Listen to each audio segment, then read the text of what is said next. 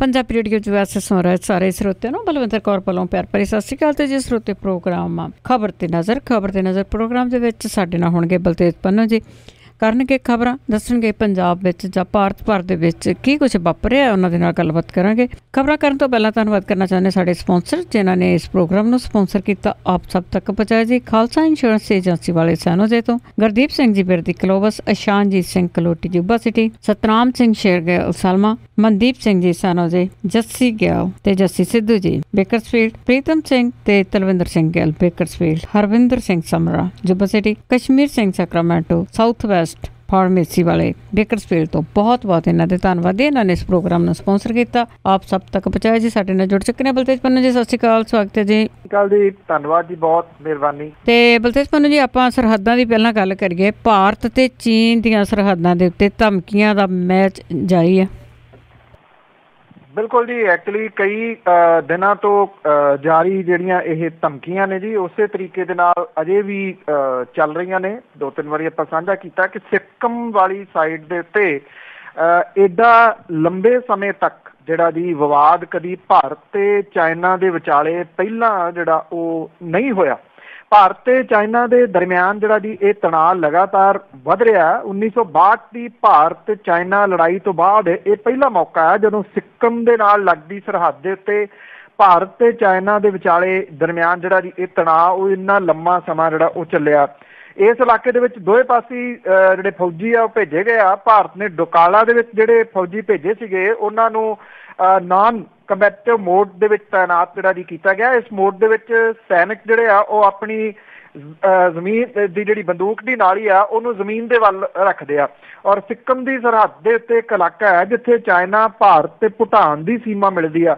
ਇਸ ਇਲਾਕੇ ਦੇ ਵਿੱਚ ਚਾਈਨਾ ਨੂੰ ਭਾਰਤ ਨੇ ਸੜਕ ਬਣਾਉਣ ਤੋਂ ਰੋਕਿਆ ਸੀ। ਇਸ ਤੋਂ ਬਾਅਦ ਚੀਨੀ ਫੌਜ ਤੇ ਭਾਰਤ ਦੇ 2 ਬੰਕਰ ਜਿਹੜੇ ਤਬਾਹ ਕਰਤੇ ਸੀਗੇ। ਔਰ ਇਸ ਘਟਨਾ ਤੋਂ ਬਾਅਦ ਇਹ ਤਣਾਅ ਜਿਹੜਾ ਉਹ ਲਗਾਤਾਰ ਵੱਧ ਰਿਹਾ ਹੈ। ਭੂਟਾਨ ਨੇ ਭਾਰਤ ਦੀ ਮਦਦ ਦੇ ਨਾਲ ਚਾਈਨਾ ਦੇ ਸਾਹਮਣੇ ਚਿੰਤਾ ਜ਼ਾਹਰ ਕੀਤੀ ਹੈ ਕਿਉਂਕਿ ਚਾਈਨਾ ਤੇ ਭੂਟਾਨ ਦੇ ਰਾਜਨੀਤਿਕ ਸਬੰਧ ਉਹ ਜਿਹੜੇ ਉਹ ਚੰਗੇ ਨਹੀਂ ਰਹੇ। ਔਰ ਚਾਈਨਾ ਨੇ ਭਾਰਤੀ ਫੌਜ ਦੇ ਖਿਲਾਫ ਸ਼ਿਕਾਇਤ ਦਰਜ ਕਰਾਈ ਹੈ ਤੇ ਇਹ ਵੀ ਸੰਦੇਸ਼ ਦਿੱਤਾ ਹੈ ਕਿ ਤਣਾਅ ਖਤਮ ਹੋਣ ਤੋਂ ਬਾਅਦ ਹੀ ਕੈਲਾਸ਼ ਮਾਨਸਰੋਵਰ ਯਾਤਰਾ ਦੇ ਉੱਤੇ ਜਾਣ ਲਈ ਨੱਥੂਲਾ ਦर्रा ਜਿਹੜਾ ਦੀ ਇਹ ਖੋਲਿਆ ਜਾਊਗਾ।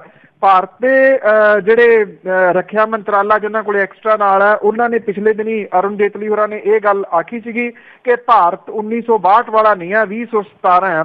ਇਹਦੇ ਜਵਾਬ ਦੇ ਵਿੱਚ ਚਾਈਨਾ ਨੇ ਵੀ ਉਸੇ ਤਰੀਕੇ ਦਾ ਬਿਆਨ ਜਿਹੜਾ ਦੀ ਜਾਰੀ ਕੀਤਾ ਕਿ ਭਾਰਤ ਵੀ ਇਹ ਨਾ ਭੁੱਲੇ ਕਿ ਚਾਈਨਾ ਜਿਹੜਾ ਉਹ 1962 ਵਾਲਾ ਨਹੀਂ ਗਾ। ਉਹਨਾਂ ਨੇ ਕਿਹਾ ਕਿ ਚਾਈਨਾ 2017 ਦੇ ਵਿੱਚ ਹੈ ਤੇ ਬਹੁਤ ਵੱਡਾ ਜਿਹੜਾ ਜੀ ਉਹ ਫਰਕ ਹੈ। ਸੋ ਦੋਨਾਂ ਦੇਸ਼ਾਂ ਦੇ ਦਰਮਿਆਨ ਇੱਕ ਦੂਜੇ ਨੂੰ ਜਿਹੜੀਆਂ ਧਮਕੀਆਂ ਨੇ ਉਹ ਨਿਰੰਤਰ ਦਿੱਤੀਆਂ ਜਾ ਰਹੀਆਂ ਨੇ। ਕੁਝ ਜਾਣਕਾਰ ਜਿਹੜੇ ਆ ਜੀ ਉਹ ਕਹਿੰਦੇ ਆ ਕਿ ਜੇ ਇਸ ਦਾ ਹੱਲ ਜਿਹੜਾ ਜੀ ਉਹ ਨਾ ਕੱਢਿਆ ਗਿਆ ਤਾਂ ਦੋਵੇਂ ਮੁਲਕ ਜਿਹੜੇ ਆ ਜੀ ਉਹ ਜੰਗ ਵੱਲ ਨੂੰ ਵੱਧ ਸਕਦੇ ਨੇ। ਹਾਲਾਂਕਿ ਇਹ ਗੱਲ ਅਜੇ ਟੂ ਅਰਲੀ ਜਿਹੜਾ ਜੀ ਉਹ ਹੋਊਗੀ, ਪਰ ਇਹਦੇ ਉੱਤੇ ਜਿਸ ਕਿਸਮ ਦੇ ਨਾਲ ਚਾਈਨਾ ਦੇ ਮੀਡੀਆ ਦੇ ਵਿੱਚ ਜੋ ਕੁਝ ਲਿਖਿਆ ਜਾ ਰਿਹਾ ਭਾਰਤ ਦੇ ਬਾਰੇ ਦੇ ਵਿੱਚ, ਔਰ ਚਾਈਨਾ ਨੇ ਜਿਵੇਂ ਇਹ ਕਿਹਾ ਕਿ ਉਹ ਆਪਣੀ ਹੋਂਦ ਤੇ ਆਪਣੀ ਆਜ਼ਾਦੀ ਜਿਹੜੀ ਹੈ ਜੀ ਉਹਨੂੰ ਕਾਇਮ ਰੱਖਣ ਦੇ ਵਾਸਤੇ ਕਿਸੇ ਵੀ ਹੱਦ ਤੱਕ ਜਾ ਸਕਦਾ ਜੀ। ਤੇ ਅੱਗੇ ਆਪਾਂ ਗੱਲ ਕਰਦੇ ਹਾਂ, ਕਿਸਾਨਾਂ ਨੇ ਦਿੱਲੀ ਦੇ ਵਿੱਚ ਬਹੁਤ ਵੱਡਾ ਮੁਜ਼ਾਹਰਾ ਕੀਤਾ ਤੇ ਇੱਕ ਝੰਡੇ ਦੇ ਥੱਲੇ ਇਕੱਠੇ ਹੋਏ ਆ। ਬਿਲਕੁਲ ਜੀ, ਇਹਦੇ 2 ਜਿਹੜੇ ਹੈ ਨੇ ਜੀ ਪੱਖ। ਇੱਕ ਤਾਂ ਇਹ ਕਿ ਜਿਹੜਾ ਇੱਥੋਂ ਦਾ ਸਾਡੇ ਨੈਸ਼ਨਲ ਮੀਡੀਆ ਹੈ ਜਿਹੜਾ ਛੋਟੀ ਗੱਲ ਦੇ ਉੱਤੇ ਬਹੁਤ ਕੁਝ ਚੁੱਕਦਾ, ਉਹਨੂੰ ਇਹ ਨਜ਼ਰ ਨਹੀਂ ਆਏ ਜੀ ਕਿਸਾਨ। ਸ਼ਾਇਦ ਹੋ ਸਕਦਾ ਜੀ ਜਿਹੜੀ ਖੁਰਦਬੀਨ ਹੈ ਉਹ ਨਾ ਲੱਭੀ ਹੋਵੇ ਕਿ ਬਹੁਤ ਵੱਡੀ ਗਿਣਤੀ ਦੇ ਵਿੱਚ ਜੰਤਰ ਮੰਤਰ ਦੇ ਵਿੱਚ ਇਕੱਠੇ ਹੋਏ ਬਹੁਤ ਲੰਮੇ ਸਮੇਂ ਤੋਂ ਬਾਅਦ ਰਾਸ਼ਟਰੀ ਕਿਸਾਨ ਮਹਾਸੰਘ ਦੇ ਝੰਡੇ ਥੱਲੇ ਇਹ ਜਿਹੜੇ ਕਿਸਾਨ ਸੀਗੇ ਇਹਨਾਂ ਨੇ ਜ਼ਬਰਦਸਤ ਰੋਸ ਮੁਜ਼ਾਹਰਾ ਜਿਹੜਾ ਜੀ ਉਹ ਕੀਤਾ। ਬਹੁਤ ਵੱਡੀ ਗਿਣਤੀ ਦੇ ਵਿੱਚ ਪਹੁੰਚੇ ਕਿਸਾਨਾਂ ਨੇ ਇਸ ਨਵੇਂ ਨਾਮ ਦੇ ਥੱਲੇ ਜਿਹੜਾ ਸੀਗਾ ਜੀ ਇਹ ਰੋਸ ਮੁਜ਼ਾਹਰਾ ਕਰਦਿਆਂ ਨੀਤੀ ਆਯੋਗ ਵੱਲ ਮਾਰਚ ਕਰਨ ਦੀ ਕੋਸ਼ਿਸ਼ ਕੀਤੀ, ਪਰ ਦਿੱਲੀ ਪੁਲਿਸ ਨੇ ਇਸ ਮਾਰਚ ਨੂੰ ਜਿਹੜਾ ਸੀਗਾ ਉਹ ਨਾਕਾਮ ਕਰ ਦਿੱਤਾ ਤੇ ਵੱਡੀ ਗਿਣਤੀ ਕਿਸਾਨਾਂ ਨੂੰ ਹਿਰਾਸਤ ਦੇ ਵਿੱਚ ਲਿਆ।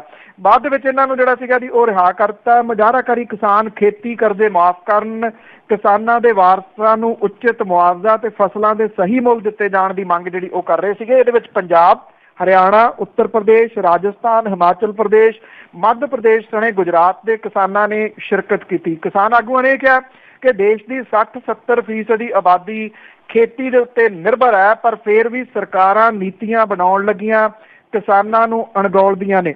ਉਹਨਾਂ ਨੇ ਇਹ ਕਿਹਾ ਕਿ ਸਨਅਤਕਾਰਾਂ ਦੇ ਕਰੋੜਾਂ ਰੁਪਏ ਦੇ ਕਰਜ਼ੇ ਮਾਫ਼ ਕਰਨ ਨੂੰ ਮਿੰਟ ਲੱਗਦਾ ਹੈ, ਜਦੋਂ ਕਿ ਕਿਸਾਨਾਂ ਦੇ ਲੰਬੇ ਸਮੇਂ ਦੇ ਕਰਜ਼ੇ ਮੁਆਫ਼ ਕਰਨ ਦੀ ਮੰਗ ਮੋਦੀ ਸਰਕਾਰ ਨੇ ਜਿਹੜੀ ਹੈ ਜੀ ਉਹ ਪੂਰੀ ਨਹੀਂ ਕੀਤੀ, ਸਿਰਫ ਟਾਲ ਮਟੋਲ ਜਿਹੜੀ ਹੈ ਜੀ ਉਹ ਕਰਦੇ ਰਹੇ ਨੇ। ਇਹ ਜਿਹੜੇ ਕਿਸਾਨ ਸੀਗੇ ਉਹਨਾਂ ਨੇ ਇਹ ਵੀ ਗੱਲ ਕਹੀ ਕਿ ਇਹ ਉਹਨਾਂ ਦੇ ਜਿਹੜੇ ਜੀ ਮੁਜ਼ਾਹਰੇ ਦੀ ਸ਼ੁਰੂਆਤ ਹੈ। ਕਿਸਾਨਾਂ ਦੀਆਂ 62 ਜਥੇਬੰਦੀਆਂ ਦੀ ਇਸ ਜਿਹੜੀ ਸਾਂਝੀ ਸੰਸਥਾ, ਉਹਨਾਂ ਨੇ ਕਿਹਾ ਕਿ ਉਹ ਮੁਲਕ ਭਰ ਦੇ ਵਿੱਚ ਆਪਣਾ ਇਹ ਰੋਸ ਮੁਜ਼ਾਹਰਿਆਂ ਦਾ ਕੰਮ ਜਿਹੜਾ ਜੀ ਉਹ ਮਗਾਉਣਗੇ। ਇਹਨਾਂ ਨੇ ਮੱਧ ਪ੍ਰਦੇਸ਼ ਦੇ ਵਿੱਚ ਮਾਰੇ ਗਏ ਜਿਹੜੇ ਕਿਸਾਨ ਸੀ ਉਹਨਾਂ ਪ੍ਰਤੀ ਵੀ ਰੋਸ ਜਿਹੜਾ ਉਹ ਪ੍ਰਗਟ ਕੀਤਾ ਔਰ ਇਹ ਕਿਹਾ ਕਿ ਅਜੇ ਵੀ ਮੱਧ ਪ੍ਰਦੇਸ਼ ਦੀ ਜਿਹੜੀ ਸਰਕਾਰ ਹੈ ਉਹ ਇਹਨਾਂ ਦੀਆਂ ਲਾਸ਼ਾਂ ਦੇ ਉੱਤੇ ਰਾਜਨੀਤੀ ਕਰ ਰਹੀ ਹੈ।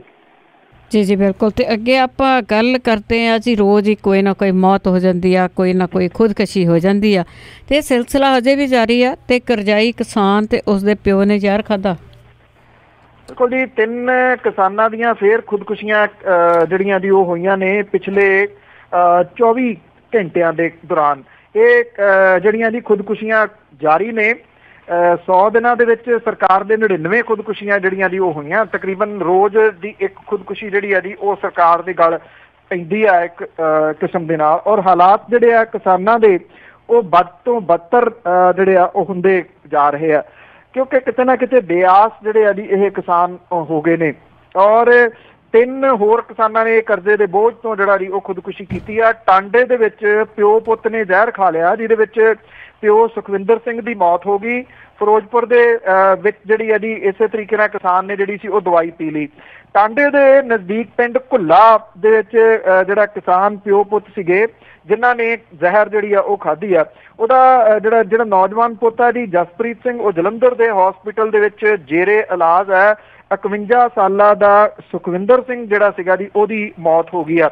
ਇਹ ਛੋਟੇ ਕਿਸਾਨ ਪਿਓ ਪੁੱਤ ਦੇ ਸਿਰ ਕਰੀਬ 4 ਲੱਖ ਰੁਪਏ ਦਾ ਕਰਜ਼ਾ।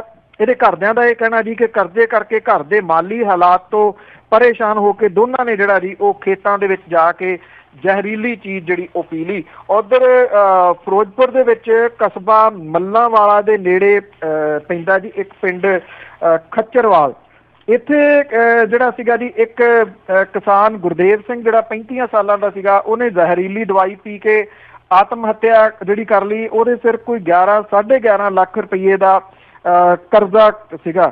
ਔਰ ਇਸੇ ਤਰੀਕੇ ਦੇ ਨਾਲ ਸੰਗਰੂਰ ਦੇ ਨੇੜੇ ਪਿੰਡ ਬਾਲੀਆਂ ਪੈਂਦਾ, ਇਹਦੇ ਵਿੱਚ ਇੱਕ ਕਿਸਾਨ ਜਿਹੜਾ ਸੀਗਾ ਰਣਜੀਤ ਸਿੰਘ 45 ਸਾਲਾਂ ਦਾ ਸੀਗਾ, ਉਹਨੇ ਪਾਣੀ ਵਾਲੀ ਜਿਹੜੀ ਡੂੰਘੀ ਖੇਲ ਸੀ ਉਹਦੇ ਵਿੱਚ ਛਾਲ ਮਾਰ ਕੇ ਖੁਦਕੁਸ਼ੀ ਕਰ ਲਈ। ਸਿਰਫ 1.5 ਏਕੜ ਜ਼ਮੀਨ ਦਾ ਮਾਲਕ ਸੀਗਾ ਰਣਜੀਤ ਸਿੰਘ। ਇਹਦੇ ਉੱਤੇ 3 ਲੱਖ ਰੁਪਏ ਦਾ ਕਰਜ਼ਾ ਸੀਗਾ। ਮਾਨਸਿਕ ਤੌਰ ਦੇ ਉੱਤੇ ਉਹ ਜਿਹੜਾ ਜੀ ਉਹ ਪਰੇਸ਼ਾਨ ਰਹਿੰਦਾ ਸੀਗਾ, ਜਿਹਦੇ ਕਰਕੇ ਉਹਨੇ ਇਹ ਖੁਦਕੁਸ਼ੀ ਜਿਹੜੀ ਆ ਜੀ ਉਹ ਕੀਤੀ ਆ। 3 ਖੁਦਕੁਸ਼ੀਆਂ ਹੋਈਆਂ ਨੇ। ਇੱਕ ਜਿਹੜਾ ਜੀ ਉਹ ਜ਼ਿੰਦਗੀ ਮੌਤ ਦੀ ਲੜਾਈ ਹਸਪੀਟਲ ਦੇ ਵਿੱਚ ਜਿਹੜਾ ਉਹ ਲੜ ਰਿਹਾ।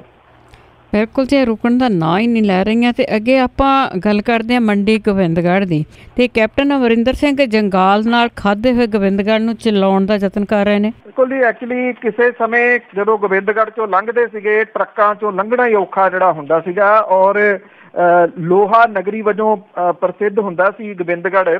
ਪਰ ਪਿਛਲੇ ਸਰਕਾਰ ਦੀਆਂ ਜਿਹੜੀਆਂ ਸੀਗੀਆਂ ਜੀ ਗਲਤ ਪਾਲਿਸੀਜ਼, ਉਹਨੇ ਇਹਨੂੰ ਇਸ ਵੇਲੇ ਕਬਾੜ ਦਾ ਸ਼ਹਿਰ ਜਿਹੜਾ ਜੀ ਉਹ ਬਣਾ ਕੇ ਰੱਖ ਦਿੱਤਾ। ਸਾਲ 13 ਤੋਂ ਬਾਅਦ ਇਸ ਸ਼ਹਿਰ ਦੇ ਵਿੱਚੋਂ 110 ਇੰਡਕਸ਼ਨ ਜਿਹੜੀਆਂ ਇਕਾਈਆਂ ਬੰਦ ਹੋ ਚੁੱਕੀਆਂ ਨੇ। 70 ਦੇ ਵਿੱਚੋਂ 30 ਫਾਊਂਡਰੀਜ਼ ਤੇ 200 ਸਟੀਲ ਰੋਲਿੰਗ ਮਿੱਲਾਂ ਨੂੰ ਤਾਲਾ ਲੱਗ ਗਿਆ।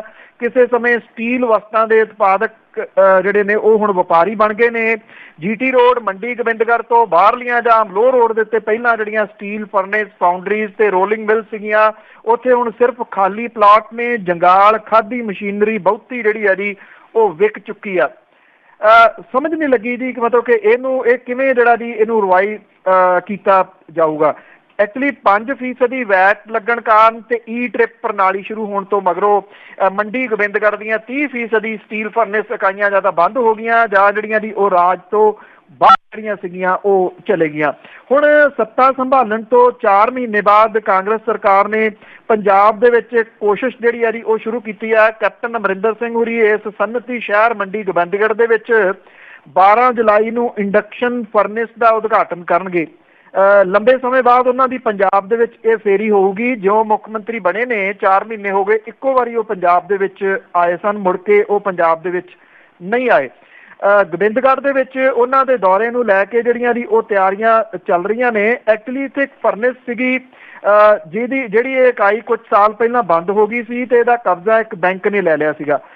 ਇੱਥੋਂ ਦਾ ਜਿਹੜਾ ਵਪਾਰੀ ਹੈ ਜੀ, ਉਹਨੇ ਦੁਬਾਰਾ ਇਹਦਾ ਕਬਜ਼ਾ ਹੁਣ ਲੈ ਲਿਆ ਬੈਂਕ ਤੋਂ, ਔਰ ਪਾਵਰਕੌਮ ਨੇ ਉਹਨੂੰ ਮਨਜ਼ੂਰੀ ਜਿਹੜੀ ਹੈ ਜੀ ਉਹ ਦੇ ਦਿੱਤੀ ਆ। ਔਰ ਇਹ ਕਿਹਾ ਜਾ ਰਿਹਾ ਜੀ ਕਿ ਸਿੰਬੋਲਿਕ ਰੂਪ ਦੇ ਵਿੱਚ ਇਹ ਜਿਹੜੀ ਇੰਡਸਟਰੀ ਆ ਇਹਨੂੰ ਚਲਾ ਕੇ ਕੈਪਟਨ ਅਮਰਿੰਦਰ ਸਿੰਘ ਹੋਰੀ ਇਹ ਸੁਨੇਹਾ ਦੇਣ ਦੀ ਕੋਸ਼ਿਸ਼ ਕਰਨਗੇ ਕਿ ਇੰਡਸਟਰੀ ਜਿਹੜੀ ਹੈ ਜੀ ਉਹ ਪੰਜਾਬ ਦੇ ਵਿੱਚ ਦੁਬਾਰਾ ਰਿਵਾਈਜ਼ ਹੋ ਰਹੀ ਆ ਤੇ ਉਹਨੂੰ ਰਿਵਾਈਜ਼ ਕਰਨ ਦੇ ਵਾਸਤੇ ਉਹ ਪੂਰੀ ਜੰਗ ਜਿਹੜੀ ਹੈ ਜੀ ਉਹ ਲੜ ਰਹੇ ਨੇ। ਵੇਖਣਾ ਇਹ ਹੋਊਗਾ ਜੀ ਕਿ ਕੈਪਟਨ ਅਮਰਿੰਦਰ ਸਿੰਘ ਹੋਰਾਂ ਦੀ ਗੋਬਿੰਦਗੜ੍ਹ ਦੇ ਵਿੱਚ ਇਹ ਇੱਕ ਜਿਹੜੀ ਫਰਨਿਸ ਆ ਉਹਨੂੰ ਚਲਾਉਣ ਦੇ ਨਾਲ ਕੀ ਗੋਬਿੰਦਗੜ੍ਹ ਦੀਆਂ ਰੌਣਕਾਂ ਜਿਹੜੀਆਂ ਜੀ ਉਹ ਪਰਤਦੀਆਂ ਨੇ। ਪਹਿਲਾਂ ਤਾਂ ਗੋਬਿੰਦਗੜ੍ਹ ਦੇ ਹੇਠੋਂ ਜਿਹੜੀ ਸੜਕ ਲੰਘਦੀ ਸੀ ਤੇ ਚਾਰ ਚਫੇਰੇ ਜਿਹੜੀਆਂ ਫਰਨਿਸ ਸੀ ਉਹਨਾਂ 'ਚੋਂ ਧੂੰਆਂ ਨਿਕਲਦਾ ਦਿਸਦਾ ਹੁੰਦਾ ਸੀ। ਹੁਣ ਜਦੋਂ ਕਿ ਫਲਾਈਓਵਰ ਬਣ ਗਿਆ ਹੋਇਆ, ਉੱਪਰੋਂ ਦੀ ਤੁਸੀਂ ਜਾਂਦੇ ਹੋ ਤੇ ਦੋਨਾਂ ਸਾਈਡਾਂ ਦੇ ਉੱਤੇ ਜਿਹੜੀ ਇੰਡਸਟਰੀ ਆ ਜੰਗਾਲੀ ਪਈ ਇੰਡਸਟਰੀ ਨੂੰ ਵੇਖ ਕੇ ਇਉਂ ਲੱਗਦਾ ਜੀ ਜਿਵੇਂ ਕੋਈ ਦਿਓ ਲੰਘ ਗਿਆ ਹੋਵੇ ਇੱਥੋਂ ਤੇ ਸਾਰੇ ਦਾ ਸਾਰਾ ਜਿਹੜਾ ਜੀ ਉਹ ਇੰਡਸਟਰੀ ਨੂੰ ਨਿਕਲ ਗਿਆ ਹੋਵੇ। ਪਿਛਲੀ ਸਰਕਾਰ ਨੇ ਮੰਨਿਆ ਹੀ ਨਹੀਂ ਕਿ ਇੱਥੇ ਇੰਡਸਟਰੀ ਬੰਦ ਹੋ ਗਈ ਆ, ਔਰ ਜਿਹੜੇ ਮਜ਼ਦੂਰ ਇਸ ਇੰਡਸਟਰੀ ਦੇ ਵਿੱਚ ਕੰਮ ਕਰਦੇ ਸੀ ਜਿਨ੍ਹਾਂ ਦੀ ਗਿਣਤੀ ਕਰੀਬ 50,000 ਦੇ ਸੀ, ਸੋ 50,000 ਜਿਹੜੇ ਚੁੱਲ੍ਹੇ ਨੇ ਉਹ ਜਿਹੜੇ ਠੰਡੇ ਹੋਏ ਆ ਉਹਨਾਂ ਦੀ ਕਦੀ ਕਿਸੇ ਨੇ ਸਾਰ ਨਹੀਂ ਲਈ ਜੀ। ਬਿਲਕੁਲ ਜੀ। ਤੇ ਅੱਗੇ ਆਪਾਂ ਗੱਲ ਕਰਦੇ ਆ, ਪਹਿਲਾਂ ਵੀ ਕੀਤੀ ਸੀ, ਇੱਕ ਸੁਰਿੰਦਰਪਾਲ ਸਿੰਘ ਬਾਦਲ ਦਾ ਪਹਿਲਵਾਨ ਸੀਗਾ, ਉਸ 'ਤੇ ਕੋਈ ਕੇਸ ਦਰਜ ਹੋਏ ਸੀਗੇ, ਤਾਂ ਹੁਣ ਵਿਜੀਲੈਂਸ ਨੇ ਇੱਕ ਹੋਰ ਉਸ ਦੇ ਖਿਲਾਫ ਕੇਸ ਦਰਜ ਕੀਤਾ। ਬਿਲਕੁਲ ਜੀ, 1200 ਕਰੋੜੀਆ ਇਹ ਜਿਹੜਾ ਜੀ ਸੁਰਿੰਦਰਪਾਲ ਸਿੰਘ ਪਹਿਲਵਾਨ SP ਸਿੰਘ ਔਰ SP ਸਿੰਘ ਦੇ ਉੱਤੇ ਇੱਕ ਹੋਰ ਮਾਮਲਾ ਜਿਹੜਾ ਜੀ ਉਹ ਦਰਜ ਕੀਤਾ ਪੰਜਾਬ ਵਿਜੀਲੈਂਸ ਨੇ। ਬਾਦਲਾਂ ਦਾ ਚਹੇਤਾ ਸੀਗਾ ਜੀ ਇਹ ਪਹਿਲਵਾਨ, ਔਰ ਜਿਸ ਲੈਵਲ ਤੱਕ ਇਹ ਗਿਆ ਹੋਇਆ ਸੀਗਾ, ਹੈਰਾਨਗੀ ਵਾਲੀ ਗੱਲ ਹੈ, ਇੰਨੀ ਤਰੱਕੀ ਕਦੀ ਕਿਸੇ ਬੰਦੇ ਦੀ ਹੋਈ ਜਿਹੜੀ ਉਹ ਦੇਖੀ ਹੋਈ ਨਹੀਂ। ਕਿਸੇ ਸਮੇਂ ਤਰਸ ਦੇ ਆਧਾਰ ਦੇ ਉੱਤੇ ਨੌਕਰੀ ਹਾਸਲ ਕਰਨ ਵਾਲਾ ਜਿਹੜਾ ਜੀ ਉਹ ਬਾਦਲਾਂ ਦਾ ਖਾਸਮ ਖਾਸ ਬਣ ਗਿਆ ਸੀ।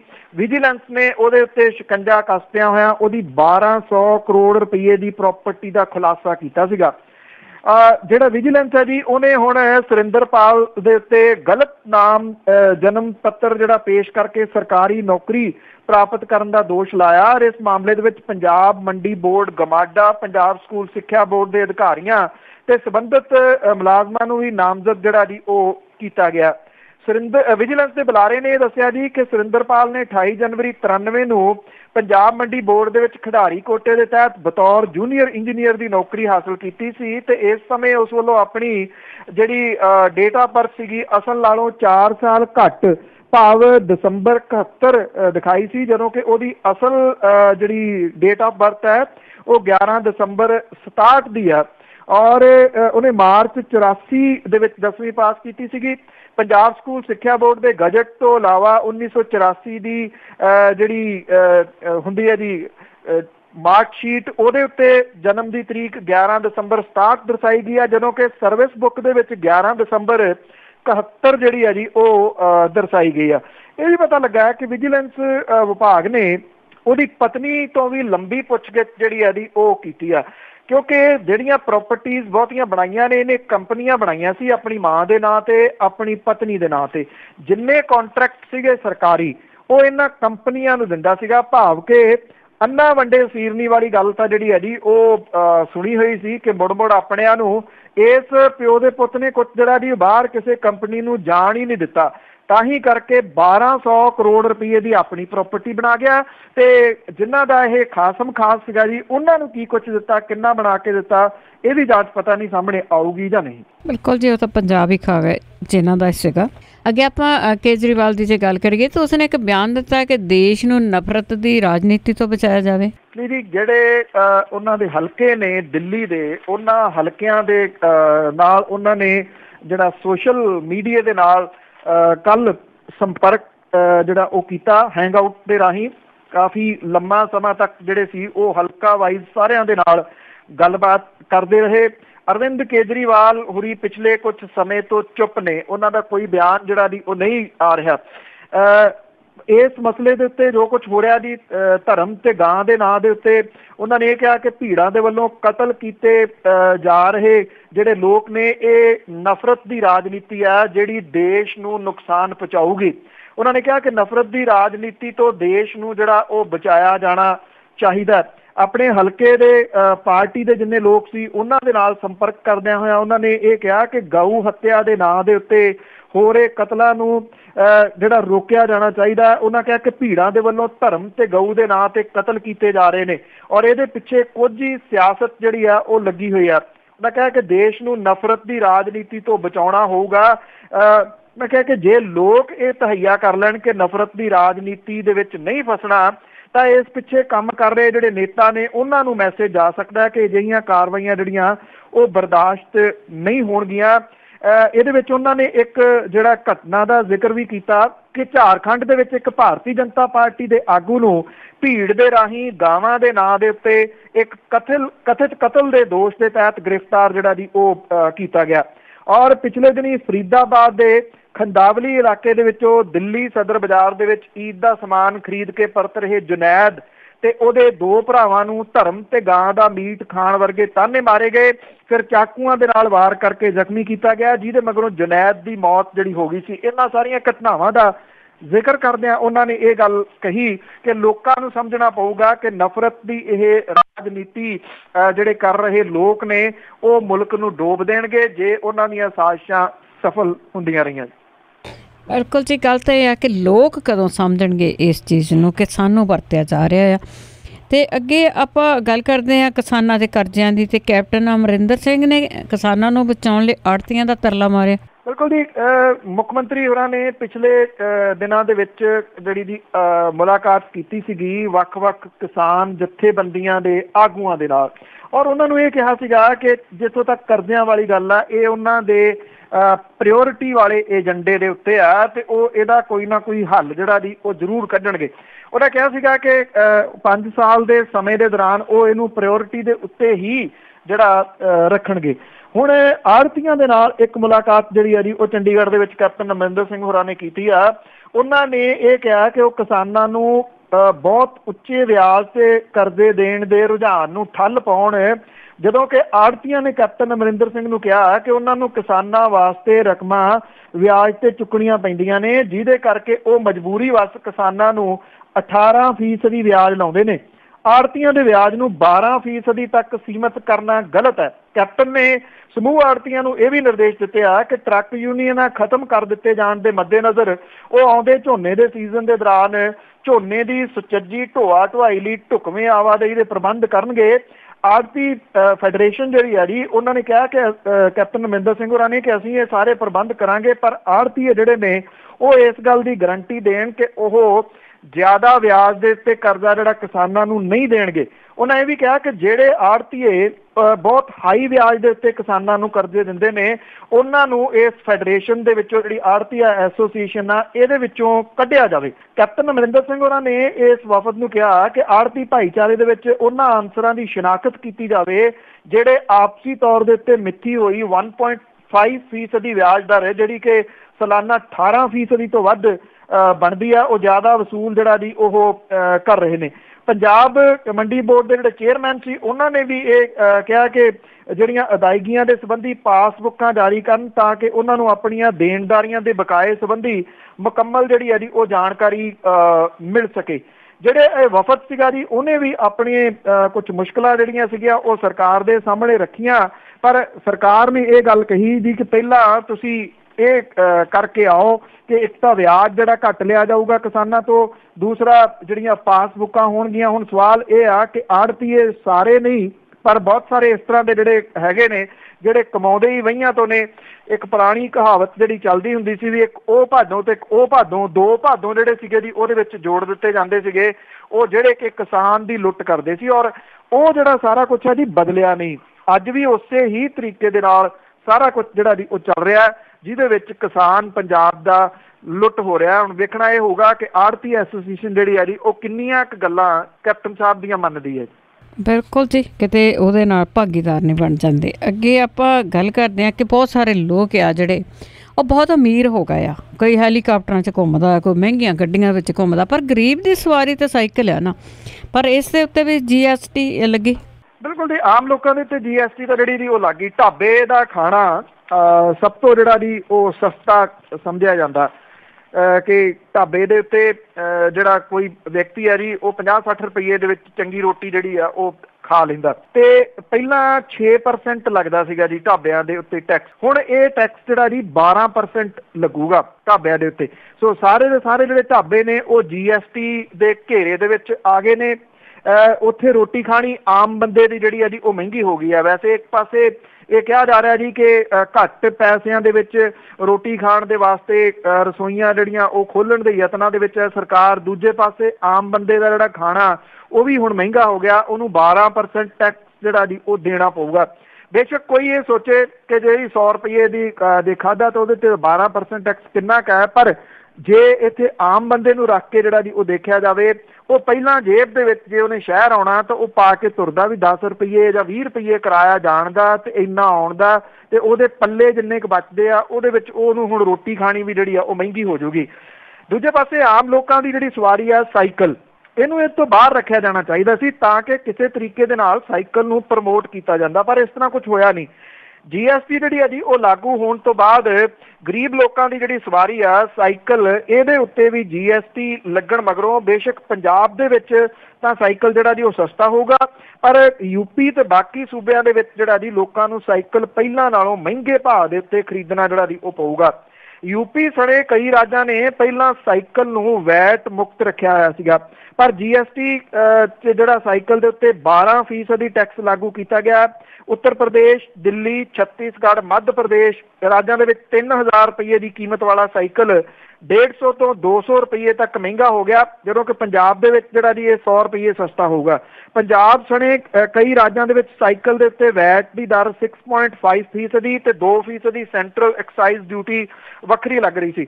ਹੁਣ GST ਦੇ ਵਿੱਚ 12% ਵਾਲੀ ਟੈਕਸ ਸਲੈਬ ਦੇ ਵਿੱਚ ਰੱਖੇ ਜਾਣ ਕਰਕੇ ਲੋਹੇ ਤੇ ਹੋਰ ਇਨਪੁਟ ਉੱਤੇ ਲੱਗਣ ਵਾਲੇ ਕ੍ਰੈਡਿਟ ਦੇ ਚੱਲਦੇ ਪੰਜਾਬ ਦੇ ਵਿੱਚ ਸਾਈਕਲ ਦੀ ਜਿਹੜੀ ਕੀਮਤ ਆ ਉਹਦੇ ਵਿੱਚ ਕਮੀ ਆਊਗੀ। ਉੱਤਰ ਪ੍ਰਦੇਸ਼, ਦਿੱਲੀ, ਛੱਤੀਸਗੜ੍ਹ, ਮੱਧ ਪ੍ਰਦੇਸ਼ ਦੇ ਵਿੱਚ ਜਿਹੜੀਆਂ ਉੱਥੋਂ ਦੀਆਂ ਸਰਕਾਰਾਂ ਨੇ ਉਹਨਾਂ ਨੇ ਸਾਈਕਲ ਨੂੰ ਵੈਟ ਮੁਕਤ ਰੱਖਿਆ ਸੀ। ਹੁਣ GST ਜਿਹੜੀ ਆ ਜੀ 12% ਦੀ ਇਹਦੇ ਉੱਤੇ ਲੱਗ ਗਈ, ਭਾਵ ਕਿ ਗਰੀਬ ਦੀ ਰੋਟੀ ਵੀ ਮਹਿੰਗੀ ਹੋ ਗਈ ਤੇ ਗਰੀਬ ਦੀ ਜਿਹੜੀ ਸਵਾਰੀ ਸੀ ਉਹ ਵੀ ਮਹਿੰਗੀ ਹੋ ਗਈ। ਜੀ ਬਿਲਕੁਲ ਜੀ, ਬਹੁਤ ਬਹੁਤ ਧੰਨਵਾਦ ਬਲਤੇਜ ਪੰਨੂ ਜੀ। ਮਿਹਰਬਾਨੀ ਜੀ, ਧੰਨਵਾਦ ਜੀ, ਸਤਿ ਸ਼੍ਰੀ ਅਕਾਲ। ਸਤਿ ਸ਼੍ਰੀ ਅਕਾਲ ਜੀ। ਤੇ ਸਰੋਤੇ ਸਨ ਬਲਤੇਜ ਪੰਨੂ ਜੋ ਸਾਡੇ ਨਾਲ ਜੁੜਦੇ ਨੇ, ਕਰਦੇ ਨੇ ਖਬਰਾਂ। ਤਾਂ ਹੁਣ ਇਸੇ ਦੇ ਨਾਲ ਹੀ ਅੱਜ ਦਾ ਬੁਲਟਨ ਇੱਥੇ ਹੀ ਸਮਾਪਤ ਹੈ। ਅਗਲੇ ਬੁਲਟਨ ਤੱਕ ਬਲਵਿੰਦਰ ਕੌਰ ਵੱਲੋਂ ਆਪ ਸਭ ਨੂੰ ਹੀ ਪਿਆਰ ਭਰੀ ਸਤਿ ਸ਼੍ਰੀ ਅਕਾਲ। ਪੰਜਾਬੀ ਰੇਡੀਓ USA ਸੁਣ ਰਹੇ ਸਾਰੇ ਸਰੋਤਿਆਂ ਦਾ ਇੱਕ ਵਾਰ ਫਿਰ ਸਵਾਗਤ ਕਰਦੇ। ਤੁਸੀਂ ਜੁੜੇ ਹੋ ਪੰਜਾਬੀ ਰੇਡੀਓ USA ਨਾਲ ਤੇ ਪ੍ਰੋਗਰਾਮ ਹੈ ਜੀ ਖਬਰ ਤੇ ਨਜ਼ਰ। ਖਬਰ ਤੇ ਨਜ਼ਰ ਪ੍ਰੋਗਰਾਮ ਦੇ ਇਸ ਹਿੱਸੇ ਦੇ ਵਿੱਚ ਤੁਹਾਡੀਆਂ ਕਾਲਸ ਹੋਣਗੀਆਂ। ਜੇ ਤੁਹਾਡਾ ਕੋਈ ਸਵਾਲ ਆ ਤੁਸੀਂ ਪੁੱਛ ਸਕੋਗੇ, ਕਾਲ ਕਰ ਸਕਦੇ ਹੋ 4082725200। ਸਟੂਡੀਓ ਦਾ ਫੋਨ ਨੰਬਰ ਹੈ 408 272 5200। ਸਾਡੇ ਨਾਲ ਇੱਕ ਵਾਰੀ ਫਿਰ ਜੁੜ ਚੁੱਕੇ ਨੇ ਬਲਤੇਜ ਪੰਨੂ ਜੀ, ਸਤਿ ਸ਼੍ਰੀ ਅਕਾਲ, ਸਵਾਗਤ ਹੈ ਜੀ। ਸਤਿ ਸ਼੍ਰੀ ਅਕਾਲ ਜੀ, ਧੰਨਵਾਦ ਜੀ। ਹਾਂ ਤੇ ਜੀ ਸਾਡੇ ਨਾਲ ਜੁੜੇ ਹੋਏ ਨੇ ਜੀ ਕੈਨੇਡਾ ਤੋਂ ਰਾਜ ਜੀ, ਸਤਿ ਸ਼੍ਰੀ ਅਕਾਲ। ਹਾਂਜੀ ਸਤਿ ਸ਼੍ਰੀ ਅਕਾਲ ਭੈਣ ਜੀ, ਪੰਨੂ ਸਾਹਿਬ ਸਤਿ ਸ਼੍ਰੀ ਅਕਾਲ। ਸਤਿ ਸ਼੍ਰੀ ਅਕਾਲ ਜੀ। ਹਾਂਜੀ ਪੰਨੂ ਸਾਹਿਬ, ਮੇਰਾ ਇੱਕ ਸਵਾਲ ਇਹ ਹੈਗਾ ਜੀ, ਜਿਹੜੀ ਆਪਾਂ ਗੁਟਕਾ ਚੱਕ ਕੇ ਸਹੁੰ ਖਾ ਕੇ 4 ਹਫ਼ਤਿਆਂ ਵਿੱਚ ਨਸ਼ੇਬੰਦੀ ਦੀ ਗੱਲ ਕੀਤੀ ਸੀ, ਉਹ ਤਾਂ ਹੁਣ ਆਪਾਂ ਨੂੰ ਸਭ ਨੂੰ ਪਤਾ ਵੀ ਉਹ ਫੇਲ ਹੋ ਚੁੱਕੀ ਹੈ। ਤੇ ਉਹ ਤਾਂ ਚਲੋ ਇਹਨਾਂ ਦੇ ਕੰਟਰੋਲ 'ਚ ਨਹੀਂ, ਇਹਨਾਂ ਦੀਆਂ ਜੇਲ੍ਹਾਂ ਦਾ ਕੰਟਰੋਲ ਆ। ਕੀ ਜੇਲ੍ਹਾਂ ਦੇ ਵਿੱਚੋਂ ਨਸ਼ਾ ਬੰਦ ਹੋ ਗਿਆ? ਇੱਕ ਇਹਦੇ ਬਾਰੇ ਦੱਸਿਓ। ਇੱਕ ਜੀ ਆਪਣੇ ਗਊ ਸੈਸ ਲੱਗਦਾ ਆਪਣੇ ਮੇਰੇ ਖਿਆਲ ਬਿਜਲੀ ਦੇ ਬਿੱਲਾਂ ਨੂੰ, ਉਹ ਕਦੇ ਨਾ ਤਾਂ ਕਿਸੇ ਗਊ ਨੇ ਸੁਸਾਈਡ ਕੀਤਾ, ਨਾ ਕਦੇ ਕਿਸੇ ਕਿਸਾਨ ਨੇ ਗਊ ਮਾਰੀ ਆ। ਹਾਂ ਗਊਆਂ ਨੇ ਬਹੁਤ ਬੰਦੇ ਮਾਰੇ ਆ। ਕੀ ਜਿਹੜਾ ਰੋਜ਼ ਦਾ ਤੁਸੀਂ ਹੁਣੇ ਖਬਰਾਂ 'ਚ ਦੱਸੀਆਂ ਇੱਕ ਕਿਸਾਨ ਮਰਦਾ, ਕੀ ਕੋਈ ਕਿਸਾਨ ਸੈਸ ਲੱਗੂਗਾ ਜਾਂ ਉਹ ਬੰਦ ਹੋਊਗਾ ਕਿਸਾਨਾਂ ਦੇ ਸਿਰੋਂ? ਧੰਨਵਾਦ ਜੀ। ਸਵਾਲ ਹੈ ਸਾਡਾ ਸਵਾਲ ਬਹੁਤ ਵਧੀਆ ਜੀ, ਗਊ ਸੈਸ ਵਾਲਾ ਜਿਹੜਾ ਖਾਸ ਤੌਰ ਦੇ ਉੱਤੇ ਕਿ ਕਿੰਨਾ ਕੁ ਉਹਦਾ ਜਿਹੜਾ ਜੀ, ਕਿਉਂਕਿ ਸੈਸ ਹਾਂ ਲਿਆ ਜਾ ਰਿਹਾ, ਲੋਕਾਂ ਦੀਆਂ ਜੇਬਾਂ ਜਿਹੜੀਆਂ ਉਹ ਢਿੱਲੀਆਂ ਕੀਤੀਆਂ ਜਾ ਰਹੀਆਂ ਨੇ।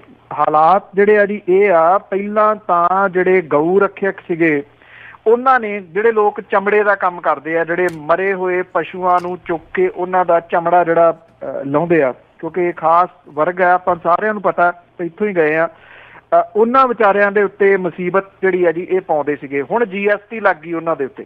ਦੇਖੋ ਇੱਕ ਪਾਸੇ ਉਹਨਾਂ ਦਾ ਵਿਰੋਧ ਹੋ ਰਿਹਾ, ਦੂਜੇ ਪਾਸੇ ਉਹਨਾਂ ਦੇ ਉੱਤੇ GST ਲੱਗ ਗਈ। ਉਹ ਕੀ ਕਰਨ ਲੱਗੇ, ਜਿਹੜੇ ਲੋਕ ਨੇ ਹੁਣ ਉਹ ਪਸ਼ੂ ਚੁੱਕਣ ਨਹੀਂ ਆਉਂਦੇ, ਉਹ ਹੜਤਾਲ ਤੇ ਗਏ ਹੋਏ ਨੇ। ਪੰਜਾਬ ਦੇ ਵਿੱਚ ਇੱਕ ਨਵੇਂ ਜਿਹੜੀ ਜੀ ਮੁਸੀਬਤ ਬਣੀ ਆ, ਲੋਕ ਮਰੇ ਹੋਏ ਕਟੜੂ ਜਿਹੜੇ ਆਪਣੇ ਚੁੱਕ ਕੇ ਸੁੱਟੀ ਜਾਂਦੇ ਜੀ ਨਹਿਰਾਂ 'ਚ, ਉਹਦੇ ਨਾਲ ਗੰਦ ਜਿਹੜਾ ਉਹ ਨਹਿਰਾਂ ਦੇ ਵਿੱਚ ਪੈਣਾ ਸ਼ੁਰੂ ਹੋ ਗਿਆ, ਪਾਣੀ ਹੋਰ ਜਿਹੜਾ ਉਹ ਗੰਦਲਣਾ ਸ਼ੁਰੂ ਹੋ ਗਿਆ। ਇੱਥੇ ਅਜੇ ਕੋਈ ਜਿਹੜਾ ਜੀ ਕੁਛ ਨਹੀਂ ਬੋਲਿਆ ਸੈਸ ਦੇ ਬਾਰੇ ਦੇ ਵਿੱਚ। ਸਵਾਲ ਤੁਹਾਡਾ ਠੀਕ ਹੈ ਜੀ, ਜਿਹੜੀ ਬਿਜਲੀ ਆ ਹੁਣ ਬੰਦ ਕਰਤੀ ਸਰਕਾਰ ਨੇ ਗਊਸ਼ਾਲਾਵਾਂ ਨੂੰ, ਨਵੀਂ ਬਣੀ ਸਰਕਾਰ ਨੇ, ਪਰ ਸਵਾਲ ਜਿਹੜਾ ਤੁਸੀਂ ਰੇਜ਼ ਕੀਤਾ ਜੀ, ਉਹ ਗਊ ਸੈਸ ਨਹੀਂ ਲਾਇਆ। ਉਹ ਗਊ ਸੈਸ ਪਿਛਲੀ ਜਿਹੜੀ ਸਰਕਾਰ ਸੀ ਉਹ ਲਾ ਗਈ। ਉਹ ਲੱਥਣਾ ਚਾਹੀਦਾ ਨਾ, ਜਦੋਂ ਤੁਸੀਂ ਉਹਨਾਂ ਨੂੰ ਜਿਹੜੀ ਫੈਸਿਲਿਟੀ ਦਿੱਤੀ ਸੀ ਉਹ ਬੰਦ ਕਰਤੀ, ਤੇ ਹੁਣ ਉਹ ਸੈਸ ਕਾਹਦਾ? ਉਹਦੇ ਉੱਤੇ ਜਿਹੜੇ ਸੁਸਾਈਡ ਕਰ ਗਏ ਜਿਹੜੇ ਪਰਿਵਾਰ ਨੇ ਉਹਨਾਂ ਨੂੰ ਕੁਝ ਜਿਹੜਾ ਜੀ ਉਹ ਮਿਲਣਾ ਚਾਹੀਦਾ। 1139 ਕੇਸ ਆਏ ਪਿਛਲੇ ਜਿਹੜੇ ਜੀ ਉਹ 3-4 ਮਹੀਨਿਆਂ ਦੇ ਵਿੱਚ, ਜਿਹੜੇ ਇੱਥੇ ਮਾਲਵੇ ਦੇ ਸ਼ਹਿਰਾਂ ਦੇ ਵਿੱਚੋਂ ਵੱਡਿਆਂ ਚੋਂ ਪੰਜ ਤਕਰੀਬਨ ਸ਼ਹਿਰ ਨੇ। ਤੁਸੀਂ ਹੈਰਾਨ ਹੋਵੋਗੇ 1139 ਤਕਰੀਬਨ 1150 ਦੇ ਵਿੱਚੋਂ ਸਿਰਫ 328 ਜਾਂ 29 ਨੇ ਜਿਹੜੇ ਸਿਰੇ ਚੜੇ, ਜਿਹੜੇ ਖੁਦਕੁਸ਼ੀ ਕਰ ਗਏ ਸੀ, ਜਿਨ੍ਹਾਂ ਨੂੰ ਮੁਆਵਜ਼ਾ ਮਿਲਿਆ। ਭਾਵ ਕਿ ਮੁਆਵਜ਼ੇ ਦੇ ਉੱਤੇ ਵੀ ਕੀ ਕੁਛ ਜਿਹੜਾ ਜੀ ਉਹ ਕੀਤਾ ਜਾ ਰਿਹਾ। ਕਿਉਂਕਿ ਉਹਦੇ ਵਿੱਚ ਕੁਛ ਇੱਦਾਂ ਦੀਆਂ ਚੀਜ਼ਾਂ ਜਿਹੜੀਆਂ ਵਾੜੀਆਂ ਹੋਈਆਂ ਨੇ। ਇੱਕ ਤਾਂ ਜੀ 174 ਦੇ ਤਹਿਤ ਜਿਹੜੀ ਆ ਰਿਪੋਰਟ ਦਰਜ ਹੋਣੀ ਚਾਹੀਦੀ ਆ ਪੁਲਿਸ ਕੋਲੇ। ਦੂਸਰਾ, ਉਹਦੇ ਜਿਹੜਾ ਖੁਦਕੁਸ਼ੀ ਕਰਦਾ ਉਹਦਾ ਪੋਸਟਮਾਰਟਮ ਹੋਣਾ ਚਾਹੀਦਾ। ਹੁਣ ਜਿਹੜੇ ਪਰਿਵਾਰ ਦਾ ਜਿਹੜਾ ਬ੍ਰੈਡ ਅਰਨਰ ਆ, ਜਿਹੜਾ ਕਮਾਉਣ ਵਾਲਾ ਮਰ ਗਿਆ, ਉਹ ਵਿਚਾਰੇ ਥਾਣੇ ਥੋੜ੍ਹੀ ਭੱਜਣਗੇ 174 ਦੇ ਤਹਿਤ ਦਰਜ ਕਰਾਉਂਦੇ ਫਿਰਨਗੇ। ਦੂਜਾ, ਪੋਸਟਮਾਰਟਮ ਪਿੰਡਾਂ ਵਗੈਰਾ ਦੇ ਵਿੱਚ ਅਜੇ ਵੀ ਜਿਹੜੀ ਜੀ ਇਹ ਚੀਜ਼ ਚੰਗੀ ਨਹੀਂ ਸਮਝੀ ਜਾਂਦੀ ਕਿ ਪੋਸਟਮਾਰਟਮ ਕਰਵਾਇਆ ਜਾਵੇ। ਚਲੋ ਨਹੀਂ ਕਰਾਇਆ, ਸੰਸਕਾਰ ਜਿਹੜਾ ਜੀ ਉਹ ਕਰਤਾ ਮੁਸੀਬਤ ਦੇ ਵਿੱਚ। ਮੁੜ ਕੇ ਜਦੋਂ ਉਹ ਤੁਰਦੇ ਨੇ ਮੁਆਵਜ਼ੇ ਵੱਲ ਨੂੰ, ਤੇ ਇਹ ਦੋ ਚੀਜ਼ਾਂ ਜਿਹੜੀਆਂ ਜੀ ਆੜੇ ਆ ਜਾਂਦੀਆਂ ਨੇ। ਆਈ ਥਿੰਕ ਸਰਕਾਰ ਨੂੰ ਕਿਤੇ ਨਾ ਕਿਤੇ ਇਹਦੇ ਉੱਤੇ ਜਿਹੜਾ ਜੀ ਜ਼ਰੂਰ ਸੋਚਣਾ ਚਾਹੀਦਾ। ਪਰ ਉਹ ਤਾਂ ਕੋਸ਼ਿਸ਼ ਇਹ ਕਰਦੇ ਆ ਨਾ ਕਿ ਜਿੰਨੇ ਬਚਾਏ ਜਾ ਸਕਣ ਪੈਸੇ ਓਨੇ ਕੁ ਬਚਾ ਲਈਏ। ਜਿਹੜੀ ਤੁਸੀਂ ਜੇਲ੍ਹਾਂ ਦੀ ਗੱਲ ਕੀਤੀ ਆ, ਜੇਲ੍ਹਾਂ ਦੇ ਵਿੱਚ ਇੱਕ ਬਹੁਤ ਵੱਡਾ ਮਾਫੀਆ ਹੈ ਜੀ, ਜਿਹੜਾ ਨਸ਼ਿਆਂ ਦੀ ਸਪਲਾਈ ਕਰਦਾ। ਉਹਨਾਂ ਦੇ ਬੰਦੇ ਅੰਦਰ ਬੈਠੇ ਨੇ, ਹਰ ਜਗ੍ਹਾ ਦੇ ਉੱਤੇ ਜਿਹੜਾ ਜੀ ਹਰ ਜਿਹੜਾ ਸੈੱਲ ਹੈ ਉਹਦੇ ਵਿੱਚ ਇੱਕ ਬੰਦਾ ਉਹਨਾਂ ਨੇ ਜਿਹੜਾ ਉਹ ਬਿਠਾਇਆ ਹੋਇਆ। ਉੱਥੋਂ ਜਿਹੜੇ ਆ ਨਸ਼ਿਆਂ ਦੀ ਸਪਲਾਈ ਚੱਲਦੀ ਆ। ਅੰਦਰ ਕਿਵੇਂ ਜਾਂਦੇ ਆ ਤੁਸੀਂ ਹੈਰਾਨ ਹੋਵੋਗੇ। ਮੈਂ ਨਿੱਜੀ ਐਕਸਪੀਰੀਅੰਸ ਦੇ ਨਾਲ ਦੱਸ ਰਿਹਾ ਜੀ, ਕੋਈ ਸੁਣੀ ਸੁਣਾਈ ਨਹੀਂ। ਜਿਹੜੀ ਇੱਕ ਬੀੜੀਆਂ ਦਾ ਬੰਡਲ ਹੈ ਉਹ ਬਾਹਰ ਮੈਨੂੰ ਤਾਂ ਪਤਾ ਨਹੀਂ, ਵੈਸੇ ਮੇਰਾ ਖਿਆਲ 20-25 ਰੁਪਏ ਦਾ ਹੋਊਗਾ। ਅੰਦਰ ਉਹੀ ਬੀੜੀਆਂ ਦਾ ਬੰਡਲ ਜਿਹੜਾ 2000 ਰੁਪਏ ਦਾ ਮਿਲਦਾ। ਇੱਕ ਜਿਹੜਾ ਆਹ ਲਾਉਂਦੇ ਆ ਜੀ ਬੁੱਲਾਂ 'ਚ ਜਰਦਾ ਸ਼ਾਇਦ, ਉਹ ਜਿਹੜੀ ਬਾਹਰ ਪੁੜੀ ਆ ਜੀ ਉਹ 20-25 ਰੁਪਏ ਦੀ ਆ, ਤੇ ਜੇਲ੍ਹ ਦੇ ਅੰਦਰ ਉਹੀ ਪੁੜੀ ਜਿਹੜੀ ਆ ਜੀ ਉਹ 2500 ਰੁਪਏ ਦੀ ਹੋ ਜਾਂਦੀ ਆ। ਹੁਣ ਅੰਦਰ ਕਿਵੇਂ ਜਾਂਦਾ ਜਿਹੜਾ ਜੀ ਇਹ ਨਸ਼ਾ? ਇਹ ਬਹੁਤ ਵੱਡਾ ਜਿਹੜਾ ਉਹ ਸਵਾਲ ਹੈ। ਆਪਾਂ ਬਾਹਰ ਦੇ ਨਸ਼ੇ ਦੀ ਜਿਹੜੀ ਗੱਲ ਕਰਦੇ ਆ, ਜਿਹੜਾ ਅੰਦਰ ਬੈਠੇ ਇਹ ਲੋਕ ਚਲਾ ਰਹੇ ਆ ਇੱਕ ਬਹੁਤ ਵੱਡਾ ਰੈਕਟ, ਉਹ ਕਰੋੜਾਂ ਰੁਪਏ ਦਾ ਹੈ। ਉਹਦੇ ਵਿੱਚ ਜਿਹੜਾ ਨੈਕਸਸ ਹੈ ਉਹ ਅਫਸਰਾਂ ਦੇ ਨਾਲ ਮਿਲ ਕੇ ਜਿਹੜਾ ਜੀ ਉਹ ਚੱਲ ਰਿਹਾ। ਤੇ ਜਦੋਂ ਜਿਹੜਾ ਚੋਰ ਕੁੱਤੀ ਰਲੇ ਹੋਏ ਹੋਣ ਤੇ ਫਿਰ ਉਹਦੇ ਉੱਤੇ ਠੱਲ ਕਿਵੇਂ ਪੈ ਸਕਦੀ ਹੈ ਜੀ? ਬਿਲਕੁਲ। ਤੇ ਕਿ ਸੁਰਿੰਦਰ ਸਿੰਘ ਜੀ, ਸਤਿ ਸ਼੍ਰੀ ਅਕਾਲ। ਹਾਂਜੀ, ਸਤਿ ਸ਼੍ਰੀ ਅਕਾਲ ਜੀ। ਜੀ ਸਤਿ ਸ਼੍ਰੀ ਅਕਾਲ ਜੀ ਸਰ। ਹਾਂਜੀ, ਮੇਰਾ ਭਾਜੀ ਸਵਾਲ ਇਹ ਆ ਵੀ ਇਹ ਹਰ ਇੱਕ ਨੂੰ ਲਗਭਗ ਪਤਾ ਹੈ ਕਿ ਕੋਈ ਵੀ ਦਾਇਰਾ ਇਹ ਬਾਦਲ ਪਰਿਵਾਰ ਨੇ ਜੋ ਉਸ ਗਵਰਨਮੈਂਟ ਨੇ ਨਹੀਂ ਛੱਡਿਆ, ਜਿਹਨੂੰ ਕਿ ਬਿਲਕੁਲ ਉਹਨੇ ਗੁੱਠੇ ਲੈਣ ਨਹੀਂ ਲਾਇਆ, ਬਹੁਤ ਇੱਥੇ ਤੱਕ ਤਹਿਸ਼-ਨਹਿਸ਼ ਕੀਤਾ ਕਿ ਇਹ ਲੋਕ ਮੁੜ ਕੇ ਫਿਰ ਉਹਨਾਂ ਵਾਲਾ ਕੋਈ ਮੂੰਹ ਉਸ ਪਾਸੇ ਮੋੜਨਗੇ। ਤੇ ਇੱਕ ਭਾਜੀ ਇਹ ਹੈਗਾ ਵੀ ਜਿਹੜਾ ਮੁੰਡਾ ਇੱਕ UN ਦੇ ਵਿੱਚ ਯੂਨੀਵਰਸਿਟੀ ਵਿੱਚ ਦਿੱਲੀ ਉਹ ਗਾਇਬ ਹੋ ਗਿਆ ਸੀ, ਕੀ ਉਹਦੇ ਬਾਰੇ ਵਿੱਚ ਕੁਝ ਪਤਾ ਲੱਗਿਆ? ਇਹ ਥੋੜਾ ਦੱਸਿਓ ਜੀ, ਪਤਾ ਹੈਗਾ ਜੀ। ਚੰਗਾ ਭਾਜੀ, ਸਤਿ ਸ਼੍ਰੀ ਅਕਾਲ ਜੀ। ਨਹੀਂ ਜੀ, ਉਹਦਾ ਕੁਛ ਨਹੀਂ ਪਤਾ ਲੱਗਿਆ। ਉਹ ਤਾਂ ਸਾਰਾ ਮਾਮਲਾ ਹੀ ਗੋਲਮੋਲ ਜਿਹੜਾ ਜੀ ਉਹ ਕਰ ਦਿੱਤਾ ਗਿਆ। ਤਕਰੀਬਨ ਠੰਡੇ ਬਸਤੇ ਜਿਹੜਾ ਜੀ ਉਹ ਪੈ ਗਿਆ ਇਹ ਸਾਰਾ ਜਿਹੜਾ ਮਾਮਲਾ ਸੀਗਾ। ਔਰ ਜਿਹੜੀ ਤੁਸੀਂ ਦੂਸਰੀ ਇਹ ਗੱਲ ਜਿਹੜੀ ਕਰ ਰਹੇ ਹੋ ਇੱਥੇ ਪੰਜਾਬ ਦੇ ਵਿੱਚ, ਆਈ ਥਿੰਕ ਸਾਰਿਆਂ ਨੂੰ ਜਿਹੜੀ ਪਿਛਲੇ ਦਿਨਾਂ ਦੇ ਵਿੱਚ ਪੰਥਕ ਲਹਿਰ ਦੀ ਇੱਕ ਗੱਲ ਮੈਂ ਤੁਹਾਡੇ ਨਾਲ ਡਿਟੇਲ ਦੇ ਵਿੱਚ ਕੀਤੀ ਸੀ ਕਿ ਕਿਵੇਂ ਇਹ ਮਾਲਵੇ ਦੇ ਖੇਤਰ ਦੇ ਵਿੱਚ ਜਿਹੜੀ ਆ ਜੀ ਉਹ ਸਟਾਰਟ ਕੀਤੀ ਗਈ ਆ ਸ਼੍ਰੋਮਣੀ ਗੁਰਦੁਆਰਾ ਪ੍ਰਬੰਧਕ ਕਮੇਟੀ ਦਾ ਮੋਢਾ ਲੈ ਕੇ। ਇਹਦੀ ਜਿੰਨੀ ਕਾਰਵਾਈ ਸੀਗੀ ਉਹਦੇ ਸਾਰੇ ਦਾ ਸਾਰਾ ਨੇੜੇ ਤੋਂ ਨਿਗਾਹ ਰੱਖ ਰਹੇ ਸੀ। ਉਹਦੇ ਵਿੱਚ ਸ਼ਾਮਲ ਸੀ ਹਰਸਿਮਰਤ ਕੌਰ ਬਾਦਲ ਹੁਰੀ, ਸੁਖਬੀਰ ਸਿੰਘ ਬਾਦਲ ਹੁਰੀ। ਪੰਥਕ ਪੱਤਾ ਜਿਹੜਾ ਜੀ ਉਹ ਖੇਡਿਆ ਜਾ ਰਿਹਾ ਇਸ ਵੇਲੇ। ਔਰ ਇਹਦੇ ਵਿੱਚ ਜਿਵੇਂ ਦਮਦਮੀ ਟਕਸਾਲ ਦੇ ਮੁਖੀ ਜਿਹੜੇ ਸ਼ਾਮਲ ਹੋਏ ਹਰਨਾਮ ਸਿੰਘ ਧੁੰਮਾ ਹੋਰੀ, ਉਹਨਾਂ ਨੂੰ ਸ਼੍ਰੋਮਣੀ ਗੁਰਦੁਆਰਾ ਪ੍ਰਬੰਧਕ ਕਮੇਟੀ ਦੇ ਜਿਹੜੇ ਪ੍ਰਧਾਨ ਸੀ ਉਹਨਾਂ ਨੇ ਬਾਰ-ਬਾਰ ਹਰਨਾਮ ਸਿੰਘ ਭਿੰਡਰਾਂਵਾਲੇ ਜਿਹੜਾ ਸੀਗਾ ਜੀ ਉਹ ਕਹਿ ਕੇ ਸੰਬੋਧਨ ਕੀਤਾ। ਉਹ ਹੋ ਸਕਦਾ ਜੀ ਕੋਈ ਇਹ ਕਵੇ ਕਿ ਇਹਦੇ ਨਾਲ ਕੀ ਹੁੰਦਾ, ਇਹ ਇੱਕ ਜਿਹੜੀਆਂ ਇਮੋਸ਼ਨ ਨੇ, ਇਮੋਸ਼ਨਲ ਜਿਹੜੀਆਂ ਚੀਜ਼ਾਂ ਨੇ ਉਹਨਾਂ ਨੂੰ ਉਹ ਪੱਤਾ ਜਿਹੜਾ ਜੀ ਉਹ ਖੇਡ ਕੇ ਅਕਾਲੀ ਦਲ ਜਿਹੜਾ ਜੀ ਉਹ ਤਰਲੋ ਮੱਛੀ ਹੋ ਰਿਹਾ ਕਿ ਜਿਹੜੀ ਸ਼ਾਖ ਉਹਦੀ ਗੁਰੂ ਗ੍ਰੰਥ ਸਾਹਿਬ ਦੀ ਹੋਈ ਬੇਅਦਬੀ ਤੋਂ ਬਾਅਦ ਪਿੰਡਾਂ ਦੇ ਵਿੱਚ ਜਿਹੜੀ ਆ ਜੀ ਉਹ ਟੁੱਟ ਗਈ, ਪੰਥਕ ਵੋਟ ਬੈਂਕ ਉਹਦੇ ਨਾਲੋਂ ਟੁੱਟ ਗਿਆ, ਉਹਨੂੰ ਕਿਸੇ ਤਰੀਕੇ ਦੇ ਨਾਲ ਵਾਪਸ ਜਿਹੜਾ ਜੀ ਉਹ ਲਿਆ ਜਾਵੇ। ਇਹ ਤਾਂ ਹੁਣ ਲੋਕਾਂ ਦੀ ਸਮਝ ਦੇ ਉੱਤੇ ਡਿਪੈਂਡ ਆ ਇੱਕ, ਔਰ ਦੂਸਰਾ ਜਿਹੜੀ ਇਸ ਵੇਲੇ ਵਿਰੋਧੀ ਧਿਰ ਹੈ ਆਮ ਆਦਮੀ ਪਾਰਟੀ, ਇਹ ਉਹਦੇ ਉੱਤੇ ਡਿਪੈਂਡ ਹੈ ਕਿ ਉਹਦੀਆਂ ਸਰਗਰਮੀਆਂ ਜਿਹੜੀਆਂ ਜੀ ਉਹ ਕਿਸ ਤਰ੍ਹਾਂ ਦੀਆਂ ਰਹਿੰਦੀਆਂ ਨੇ, ਉਹ ਲੋਕ ਮੁੱਦਿਆਂ ਦੇ ਨਾਲ ਕਿੰਨਾ ਕੁ ਜੁੜ ਕੇ ਰਹਿੰਦੇ ਨੇ। ਜੇ ਉਹ ਪਾਟੋ ਧਾੜ ਹੋ ਕੇ ਚੱਲਦੇ ਰਹੇ, ਜੇ ਉਹਨਾਂ ਨੇ ਬੀਤੇ ਸਮੇਂ ਤੋਂ ਨਾ ਸਿੱਖਿਆ, ਉਹ ਇਕੱਠੇ ਹੋ ਕੇ ਨਾ ਤੁਰੇ, ਪਾਰਟੀ ਯੂਨਾਈਟ ਨਾ ਰੱਖ ਸਕੇ, ਤਾਂ ਨਿਰਸੰਦੇਹ ਫੇਰ ਤਾਂ ਗੇਮ ਅਕਾਲੀ ਦਲ ਹੀ ਕਰੂਗਾ। ਫਿਰ ਚੋਇਸ ਕੀ ਹੈ ਜੀ, ਕੁਛ ਵੀ ਨਹੀਂ। ਫਿਰ ਤਾਂ ਉੱਤਰ ਕਾਟੋ ਮੈਂ ਚੜਾ ਵਾਲਾ ਜਿਹੜਾ ਚੱਲ ਰਿਹਾ ਸੀਗਾ ਉਹੀ ਕੁਛ ਜਿਹੜਾ ਜੀ ਉਹ ਚੱਲੀ ਜਾਊਗਾ। ਇਹ ਲੋਕਾਂ ਦੀ ਸਮਝ ਦੇ ਉੱਤੇ ਜਿਹੜਾ ਜੀ ਉਹ ਡਿਪੈਂਡ ਹੈ ਕਿ ਉਹ ਕਿੰਨਾ ਕੁ ਕੁਛ ਭੁੱਲ ਗਏ ਨੇ ਜੋ ਪਿਛਲੇ ਸਮੇਂ ਦੇ ਦੌਰਾਨ ਹੋਇਆ। ਜਿਹੜਾ ਇਕੱਠ ਹੈ ਉੱਥੇ ਕਰਨ ਦੀ ਪੂਰੀ ਕੋਸ਼ਿਸ਼ ਕੀਤੀ ਗਈ, ਜਿਹੜੇ ਇਹ ਪੰਥਕ ਪੱਤੇ ਵਾਲੇ, ਤੇ ਇਹ ਆਉਣ ਵਾਲੇ ਦਿਨਾਂ ਦੇ ਦੌਰਾਨ ਮਾਲਵੇ ਦੇ ਵੱਖ-ਵੱਖ ਖੇਤਰਾਂ ਦੇ ਵਿੱਚ ਕੰਟੀਨਿਊਸ ਜਿਹੜਾ ਜੀ ਉਹ ਰੱਖਣਾ ਹੈ। ਜਦੋਂ ਸ਼੍ਰੋਮਣੀ ਗੁਰਦੁਆਰਾ ਪ੍ਰਬੰਧਕ ਕਮੇਟੀ ਦੇ ਪ੍ਰਧਾਨ ਸ਼ਾਮਲ ਹੋ ਗਏ ਸੀਗੇ, ਜਿਹੜੇ ਰੋਸ ਮੁਜ਼ਾਹਰੇ ਕੀਤੇ ਜਾ ਰਹੇ ਸੀ ਉਹਦੇ ਵਿੱਚ, ਪਤਾ ਉਦੋਂ ਹੀ ਲੱਗ ਗਿਆ ਸੀਗਾ ਜੀ ਵੀ ਇਹ ਪੱਤਾ ਜਿਹੜਾ ਜੀ ਹੁਣ ਚਲਾਉਣ ਦੀ ਕੋਸ਼ਿਸ਼ ਕੀਤੀ ਜਾਊਗੀ। ਸ਼ਾਇਦ ਜਿਹੜੇ ਇਸ ਵੇਲੇ ਅਕਾਲੀ ਦਲ ਦੇ ਪ੍ਰਧਾਨ ਨੇ ਸੁਖਬੀਰ ਸਿੰਘ ਬਾਦਲ ਹੋਰੀ ਇਹ ਸੋਚਦੇ ਨੇ ਕਿ ਅਜੇ ਵੀ 78, 82, 88 ਹੀ ਚੱਲਦਾ ਜੀ, ਜਿਹਦੇ ਵਿੱਚ ਇਹੋ ਜਿਹੇ ਪੱਤੇ ਉਦੋਂ ਵੀ ਚੱਲ ਜਾਂਦੇ ਸਨ, ਚੱਲ ਹੁਣ ਵੀ ਜਾਣਾ ਜੀ। ਜੀ ਦੇਖੋ ਲੋਕ ਕਿੰਨਾ ਕੁ ਯਾਦ ਰੱਖਦੇ ਆ ਗੱਲਾਂ ਨੂੰ। ਤੇ ਜੀ ਜੇ ਤੁਸੀਂ ਕੋਈ ਕਾਲ ਕਰਕੇ ਸਵਾਲ ਪੁੱਛਣਾ ਚਾਹੁੰਦੇ ਹੋ 4082725200। ਕਰਮਜੀਤ ਸਿੰਘ ਸਤਿ ਸ਼੍ਰੀ ਅਕਾਲ ਜੀ। ਸਤਿ ਸ਼੍ਰੀ ਅਕਾਲ। ਪੰਨੂ ਸਾਹਿਬ ਮੈਂ ਪੁੱਛਣਾ ਸੀਗਾ ਵੀ ਜਿਹੜੇ ਉਹ ਗੁਰੂ ਨਾਨਕ ਥਰਮਲ ਪਲਾਂਟ ਬਠਿੰਡਾ ਰੋਪੜ ਦੇ ਪਲਾਂਟ ਹੈ ਉਹ ਦੁਬਾਰਾ ਚੱਲਣਗੇ, ਔਰ ਇਹ ਪਾਵਰਕੌਮ ਦਾ ਜਿੱਦਾਂ ਤੁਸੀਂ ਦਬਦਬਾ ਇਹਨਾਂ ਦੇ ਉੱਤੇ ਬਣਿਆ ਆ, ਜਾਂ ਉਹਨਾਂ ਨੇ ਐਗਰੀਮੈਂਟ ਕੋਈ ਕੀਤਾ ਤੇ ਉਹਨਾਂ ਨੂੰ ਚੱਲਣ ਦੇਣਗੇ ਜਾਂ ਆਪਣਾ ਜ਼ੋਰ ਚਲਾਉਣਗੇ, ਜਿੱਦਾਂ ਵੀ ਇਹਨਾਂ ਨੂੰ ਕਾਂਗਰਸ ਸਰਕਾਰ ਕੁਛ ਕਰ ਸਕਦੀ ਹੈ ਨਹੀਂ ਕਰ ਸਕਦੀ ਪਾਵਰਕੌਮ ਨੂੰ? ਮਿਹਰਬਾਨੀ। Thank you. ਦੇਖੋ ਚਲਾਏ ਤਾਂ ਇੱਕ ਵਾਰੀ ਜਿਹੜਾ ਜੀ ਹੈਗੇ ਆ ਦੁਬਾਰਾ ਫਿਰ ਮੀਂਹ ਮੂੰਹ ਪੈ ਗਏ ਕਾਫੀ, ਉਸ ਤੋਂ ਬਾਅਦ ਫਿਰ ਜਿਹੜੇ ਸੀਗੇ ਜੀ ਇਹ ਬੰਦ ਕਰ ਦਿੱਤੇ ਗਏ। ਕੈਪਟਨ ਅਮਰਿੰਦਰ ਸਿੰਘ ਹੋਰਾਂ ਨੇ ਫਿਰ ਇਹ ਕਿਹਾ ਜੀ ਕਿ ਰਿਲਾਇੰਸ ਤੇ ਮਹਿੰਦਰਾ ਤੋਂ ਬਿਜਲੀ ਜਿਹੜੀ ਹੈ ਜੀ ਉਹ ਸਾਨੂੰ ਸਸਤੀ ਮਿਲ ਰਹੀ ਆ, ਅਸੀਂ ਉਧਰ ਜਿਹੜਾ ਜੀ ਉਹਨਾਂ ਦੇ ਨਾਲ ਸਮਝੌਤਾ ਕਰਨ ਵੱਲ ਨੂੰ ਜਿਹੜਾ ਉਹ ਵੱਧ ਰਹੇ ਆ। ਜੇ ਤਾਂ ਉਹਨਾਂ ਤੋਂ ਬਿਜਲੀ ਜਿਹੜੀ ਹੈ ਜੀ ਇਹ ਲੈਂਦੇ ਆ ਤੇ ਫਿਰ ਜਿਹੜੇ ਸਮਝੌਤੇ ਆ ਨਾ ਜੀ ਉਹਨੂੰ ਰੱਦ ਕਿਵੇਂ ਕਰਨਗੇ? ਮੈਂ ਰਾਣਾ ਗੁਰਜੀਤ ਸਿੰਘ ਹੋਰਾਂ ਦੀ ਪ੍ਰੈਸ ਕਾਨਫਰੰਸ ਜਿਹੜੀ ਦੇਖ ਰਿਹਾ ਸੀ ਸਾਰੀ, ਉਹ ਪੜ੍ਹੀ ਵੀ ਸਾਰੀ ਕਾਰਗੁਜ਼ਾਰੀ, ਉਹਦੇ ਵਿੱਚ ਉਹ ਹੱਥ ਖੜੇ ਕਰ ਗਏ ਜੀ ਇੱਕ ਵਾਰੀ ਤਾਂ ਜਿਹੜੀਆਂ ਬਿਜਲੀ ਕੰਪਨੀਆਂ ਦੀ ਜੋ ਕੁਛ ਇਹ ਸਾਈਨ ਕੀਤੇ ਗਏ ਆ ਇਹਨੂੰ ਖੰਗਾਲਣ ਦੀ ਗੱਲ ਜਿਹੜੀ ਡਿਊਰਿੰਗ ਇਲੈਕਸ਼ਨ ਕਾਂਗਰਸ ਨੇ ਉਠਾਈ ਸੀਗੀ ਕਿ ਅਸੀਂ ਜਿਹੜਾ ਜੀ ਇਹ ਜਿੰਨੇ ਸਮਝੌਤੇ ਨੇ ਇਹਨਾਂ ਨੂੰ ਰਿਵਿਊ ਕਰਾਂਗੇ, ਇਹਦੇ ਤੋਂ ਤਾਂ ਉਹ ਹਾਲ ਦੀ ਘੜੀ ਜਿਹੜਾ ਜੀ ਉਹ ਭੱਜ ਗਏ ਨੇ। ਭਾਵ ਕਿ ਉਹਨਾਂ ਨੇ ਇਹ ਗੱਲ ਕਹਿਤੀ ਹੈ ਕਿ ਨਹੀਂ ਇੱਦਾਂ ਦਾ ਜਿਹੜਾ ਜੀ ਕੁਛ ਕਰਨ ਦੀ ਜ਼ਰੂਰਤ ਨਹੀਂ ਹੈ। ਇਹਦਾ ਮਤਲਬ ਇਹੀ ਆ ਜੀ ਕਿਉਂਕਿ ਕੰਪਨੀਆਂ ਏਡੀਆਂ ਵੱਡੀਆਂ ਨੇ ਜੀ, ਉਹ ਕੋਈ ਟਿਕ ਕੇ ਥੋੜ੍ਹੀ ਬਹਿਣਗੀਆਂ ਕਿ ਠੀਕ ਹੈ ਜੇ ਸਰਕਾਰ ਬਦਲ ਗਈ ਤੇ ਜੋ ਨਵੀਂ ਨੇ ਕਰਨਾ ਉਹ ਕਰ ਲਏ, ਉਹ ਦੂਜੇ ਪਾਸੇ ਨੂੰ ਤੁਰ ਪੈਣਗੇ ਜੀ। ਇਸ ਕਰਕੇ ਹਾਲ ਦੀ ਘੜੀ ਤਾਂ ਕੋਈ ਇੱਦਾਂ ਦੀ ਜਿਹੜੀ ਆ ਜੀ ਉਹ ਗੱਲਬਾਤ ਲੱਗਦੀ ਨਹੀਂ ਗਈ ਕਿ ਜਿਹੜੇ ਪੁਰਾਣੇ ਸਮਝੌਤੇ ਨੇ ਉਹਨਾਂ ਨੂੰ ਕਿਤੇ ਰਿਵਿਊ ਜਿਹੜਾ ਜੀ ਉਹ ਕੀਤਾ ਜਾਊਗਾ। ਜੇ ਜਿਵੇਂ ਜਿਹੜੀ ਦਿੱਲੀ ਦੀ ਸਰਕਾਰ ਬਣੀ ਸੀ ਉਹਨੇ ਝੱਟ ਦੇਣੀ ਆਉਂਦਿਆਂ ਸਾਰੇ ਜਿੰਨੇ ਸੀਗੇ ਜੀ ਉਹ ਰਿਵਿਊ ਕੀਤੇ ਸੀਗੀ, ਔਰ ਜਦੋਂ ਰਿਵਿਊ ਹੋਣ ਲੱਗੇ ਤੇ ਫਿਰ ਜਿਹੜੀ ਬਿਜਲੀ ਸਸਤੀ ਵੀ ਹੋ ਗਈ ਸੀ, ਤੁਹਾਨੂੰ ਯਾਦ ਹੋਣਾ ਕਿ ਬਿਜਲੀ ਜਿਹੜੀ ਉਹ ਸਸਤੀ ਕਰ ਦਿਓ। ਹੁਣ ਪ੍ਰੋਬਲਮ ਇਹ ਆ ਬਿਜਲੀ ਸਸਤੀ ਦਾ ਵੀ ਵਾਅਦਾ ਕੀਤਾ ਗਿਆ ਸੀਗਾ, ਪਰ ਅਜੇ ਕੋਈ ਆਮ ਜਿਹੜੇ ਲੋਕ ਨੇ, ਕੰਜ਼ਿਊਮਰ ਜਿਹੜਾ ਆਮ ਹੈ, ਉਹਦੇ ਬਿਜਲੀ ਸਸਤੀ ਹੋਣ ਦੇ ਕੋਈ ਆਸਾਰ ਜਿਹੜੇ ਆ ਜੀ ਉਹ ਨਜ਼ਰ ਨਹੀਂ ਆ ਰਹੇ। ਉਹਦਾ ਰੀਜ਼ਨ ਇਹੀ ਆ ਕਿ ਜਿਹੜੇ ਫੈਸਲੇ ਨੇ ਜੇ ਜਿੰਨੀ ਦੇਰ ਤੱਕ ਉਹ ਰਿਵਿਊ ਨਹੀਂ ਕੀਤੇ ਜਾਂਦੇ ਉਨੀ ਦੇਰ ਤੱਕ ਕੁਛ ਵੀ ਜਿਹੜਾ ਜੀ ਬਿਜਲੀ ਸਸਤੀ ਹੋਣ ਦੇ ਆਸਾਰ ਨਹੀਂ ਬਣਨੇ ਜੀ। ਹਾਂ ਲక్ష్మణ ਸਿੰਘ ਜੌਲ ਜੀ ਸਤਿ ਸ਼੍ਰੀ ਅਕਾਲ। ਹਾਂਜੀ ਸਤਿ ਸ਼੍ਰੀ ਅਕਾਲ ਜੀ। ਬਲਦੇਵ ਪੰਨੂ ਸਤਿ ਸ਼੍ਰੀ ਅਕਾਲ। ਸਤਿ ਸ਼੍ਰੀ ਅਕਾਲ ਜੀ। ਬਲਦੇਵ ਪੰਨੂ ਜੀ ਮੇਰਾ ਇੱਕ ਸਵਾਲ ਆ, ਜਿਹੜਾ ਕੈਪਟਨ ਦਾ ਨਾ ਕਿ ਮੰਤਰੀ ਜੀ ਸੁਣਦਾ ਨਾ ਆਪਣੇ ਵਿਧਾਇਕ ਜੀ ਸੁਣਦਾ, ਇਹਨੂੰ ਤੇ ਆਪਣੀ ਸ਼ੱਕ ਆ ਵੀ ਕਿਤੇ ਮੇਤੇ ਦੀ ਰਸਮਲਾਈ ਖਾਏ ਬਿਨਾਂ ਰਹਿ ਨਹੀਂ ਹੋਣਾ। ਜੇ ਮੈਂ ਇਹ ਅੰਦਰ ਦੇ ਤੇਰਾ ਗਾਹ ਮੈਂ ਤਾਂ ਲੜਨਾ ਨਹੀਂ, ਮੈਨੂੰ ਬੁੱਢੇ ਬਾਰੇ ਅੰਦਰ ਦੇਣਗੇ, ਇਹਨੂੰ ਇਹ ਤਾਂ ਨਹੀਂ ਕੋਈ ਮਾਰੀ ਜਾਂਦਾ, ਕਿਸੇ ਦੀ ਇਹ ਸੁਣਦਾ ਨਹੀਂ ਆ ਤੇ ਆਮ ਲੋਕ ਕਿੱਦਾਂ ਸੁਣੂਗਾ? ਇਹ ਹਿਸਾਬ ਕਿਤਾਬ ਤਾਂ ਨਹੀਂ ਕੋਈ ਹੈਗਾ ਜੀ।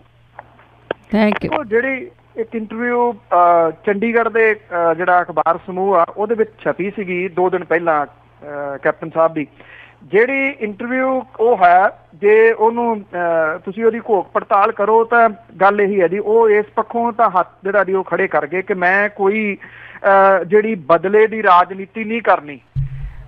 ਜਿਹੜੇ ਹੈਗੇ ਨੇ ਨਵਜੋਤ ਸਿੰਘ ਸਿੱਧੂ ਹੋਰੀ, ਜਿਹੜਾ ਉਹਨਾਂ ਨੇ ਪਿਛਲੇ ਦਿਨੀ ਇਸ਼ੂ ਉਠਾਇਆ ਸੀਗਾ ਇੱਥੇ ਕੇਬਲ ਮਾਫੀਏ ਵਾਲਾ, ਉਹਦੇ ਬਾਰੇ ਵੀ ਉਹਨਾਂ ਨੇ ਇਹ ਕਹਿਤਾ ਜੀ ਕਿ ਮੇਰੇ ਜਿਹੜੇ ਸੈਕਟਰੀ ਨੇ ਉਹ ਜਾਂਚ ਕਰਨਗੇ। ਭਾਵ ਕਿ ਨਵਜੋਤ ਸਿੰਘ ਸਿੱਧੂ ਹੋਰਾਂ ਨੇ ਜਿਹੜਾ ਕਿਹਾ ਸੀ ਕਿ 685 ਕਰੋੜ ਰੁਪਏ ਦੀਆਂ ਦੇਣਦਾਰੀਆਂ ਨੇ ਇਹਨਾਂ ਦੀਆਂ, ਉਹ ਵੀ ਮਾਮਲਾ ਜਿਹੜਾ ਜੀ ਉਹ ਖਤਮ ਉਹਨਾਂ ਨੇ ਕਰ ਦਿੱਤਾ ਇੱਕ ਕਿਸਮ ਦੇ ਨਾਲ।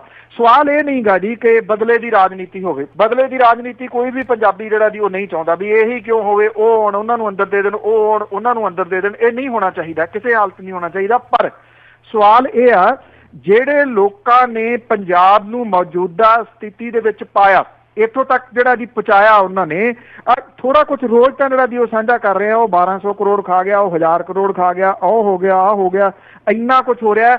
ਜੇ ਉਹਨਾਂ ਲੋਕਾਂ ਦੀ ਜਵਾਬਦੇਹੀ ਨਹੀਂ ਜਿਹੜੀ ਜੀ ਉਹ ਯਕੀਨੀ ਬਣਾਈ ਜਾਣੀ, ਉਹਨਾਂ ਤੋਂ ਪੁੱਛਿਆ ਵੀ ਨਹੀਂ ਜਾਣਾ, ਫਿਰ ਤਾਂ ਕੰਮ ਜਿਹੜਾ ਜੀ ਉਹ ਹੋ ਗਿਆ। ਫਿਰ ਤਾਂ ਇਹ ਹੈ ਕਿ ਠੀਕ ਹੈ 5 ਸਾਲ ਅਸੀਂ ਲੁੱਟ ਲਿਆ, 5 ਸਾਲ ਜਿਹੜਾ ਜੀ ਉਹ ਤੁਸੀਂ ਲੁੱਟੋ, ਫਿਰ ਉਹੀ ਕੁਝ ਜਿਹੜਾ ਜੀ ਉਹ ਚੱਲਦਾ। ਕਿਸੇ ਨੇ ਕਿਹਾ ਸੀਗਾ ਵੀ ਜਦੋਂ ਡਾਕਟਰ ਲਿਖ ਕੇ ਦਿੰਦੇ ਆ ਪ੍ਰਿਸਕ੍ਰਿਪਸ਼ਨ, ਇਹ ਪੜ੍ਹਨੀ ਬੜੀ ਔਖੀ ਹੁੰਦੀ ਆ, ਤੇ ਜਿਹੜਾ ਅੱਗੇ ਕੈਮਿਸਟ ਸ਼ਾਪ ਵਾਲਾ ਉਹ ਕਿਵੇਂ ਪੜ੍ਹ ਲੈਂਦਾ? ਤਾਂ ਦੂਜੇ ਨੇ ਸਿੱਧਾ ਜਿਹਾ ਜਵਾਬ ਦਿੱਤਾ ਸੀਗਾ ਵੀ ਡਾਕਟਰ ਨੇ ਇਹ ਲਿਖਿਆ ਹੁੰਦਾ, ਮੈਂ ਲੁੱਟ ਲਿਆ, ਹੁਣ ਤੂੰ ਲੁੱਟ ਲਾ। ਇਹੋ ਜਿਹਾ ਕੁਛ ਜਿਹੜਾ ਜੀ ਆਦਾਨ ਪ੍ਰਦਾਨ ਜਿਹੜਾ ਉਹ ਫਿਰ ਚੱਲਣਾ ਸ਼ੁਰੂ ਹੋ ਜਾਊਗਾ।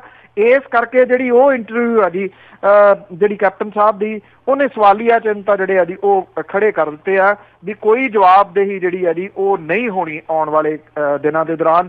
ਜੇ ਉਹ ਕਹਿੰਦੇ ਜੀ ਮੈਂ ਜਿਹੜਾ ਪੰਜਾਬ ਦਾ ਅਰਥਚਾਰਾ ਆ ਉਹਨੂੰ ਪੈਰਾਂ ਸਿਰ ਕਰਨ ਦੇ ਵਾਸਤੇ ਕੰਮ ਕਰਨਾ, ਨਾ ਕਿ ਬਦਲੇ ਦੀ ਰਾਜਨੀਤੀ। ਪੰਜਾਬ ਦਾ ਅਰਥਚਾਰਾ ਢਾਇਆ ਕਿਹਨੇ? ਪੰਜਾਬ ਦਾ ਅਰਥਚਾਰਾ ਜਿਹੜਾ ਸੀਗਾ ਜੀ ਇਹਦਾ ਬੇੜਾ ਗਰਕ ਕਿਹਨੇ ਕੀਤਾ? ਜਿਹੜੇ ਲੋਕ ਜ਼ਿੰਮੇਵਾਰ ਨੇ ਇਹਦੇ ਵਾਸਤੇ, ਉਹਨਾਂ ਨੂੰ ਜਵਾਬਦੇਹ ਬਣਾਉਣਾ, ਉਹਨਾਂ ਤੋਂ ਪੁੱਛਣਾ ਜਿਹੜਾ ਦੀ ਜਾਂ ਸਾਰੇ ਜਿਹੜਾ ਸਾਰਾ ਕੁਝ ਜਿਹੜਾ ਉਹ ਸਾਹਮਣੇ ਲਿਆਉਣਾ, ਇਹ ਬਦਲੇ ਦੀ ਰਾਜਨੀਤੀ ਨਹੀਂ ਹੈ ਜੀ। ਕਿਸੇ ਵੀ ਹਾਲਤ 'ਚ ਇਹਨੂੰ ਬਦਲੇ ਦੀ ਰਾਜਨੀਤੀ ਨਹੀਂ ਕਿਹਾ ਜਾ ਸਕਦਾ। ਪਰ ਉਹ ਹਾਥੀ ਖੜੇ ਕਰ ਗਏ ਜੀ, ਕਹਿੰਦੇ ਮੈਂ ਇਦਾਂ ਦਾ ਕੰਮ ਕਰਨਾ ਹੀ ਨਹੀਂ ਕੁਛ। ਬਿਲਕੁਲ ਵੀ ਸ਼ਰਤਾਂ ਦੇ ਅਧੀਨ ਉਹ ਜਿੱਤੇ ਹੋਏ ਆ, ਕਿਸ ਤਰ੍ਹਾਂ ਕਰਨਗੇ? ਮਨਜੀਤ ਕੌਰ ਜੀ। ਜੀ ਸਤਿ ਸ਼੍ਰੀ ਅਕਾਲ ਜੀ। ਸਤਿ ਸ਼੍ਰੀ ਅਕਾਲ। ਸਤਿ ਸ਼੍ਰੀ ਅਕਾਲ ਜੀ। ਸਤਿ ਸ਼੍ਰੀ ਅਕਾਲ। ਮੈਂ ਇਹ ਪੁੱਛ ਰਹੀ ਹਾਂ ਵੀ ਅਸੀਂ ਜਿੱਥੇ ਜਾਓ ਇਹ ਕੱਪੜੇ ਨੇ, ਇਹ ਹੁਣ ਜਿਹੜਾ ਮੋਦੀ ਸਾਹਿਬ ਹੁਣ ਸਾਰੇ ਪਾਸੇ ਪੰਗੇ ਲਈ ਜਾਂਦਾ, ਕਦੀ ਚੀਨ ਨਾਲ, ਕਦੀ ਪਾਕਿਸਤਾਨ ਨਾਲ, ਇਹ 2019 ਦਾ ਨਹੀਂ ਕਰ ਰਿਹਾ ਆਪਣਾ ਇੰਤਜ਼ਾਮ, ਫਸਲ ਬੀਜ ਰਿਹਾ। 2019 ਚ ਮੈਂ ਜਿੱਤ ਜਾਵਾਂ, ਲੋਕਾਂ ਨੂੰ ਆਖਾਂ ਖਤਰਾ, ਖਤਰਾ ਚਾਰੋਂ ਪਾਸੇ, ਹਿੰਦੁਸਤਾਨ ਨੂੰ ਖਤਰਾ, ਇਹ ਉਹ ਨਹੀਂ ਹੋ ਰਿਹਾ। ਥੈਂਕ ਯੂ ਜੀ।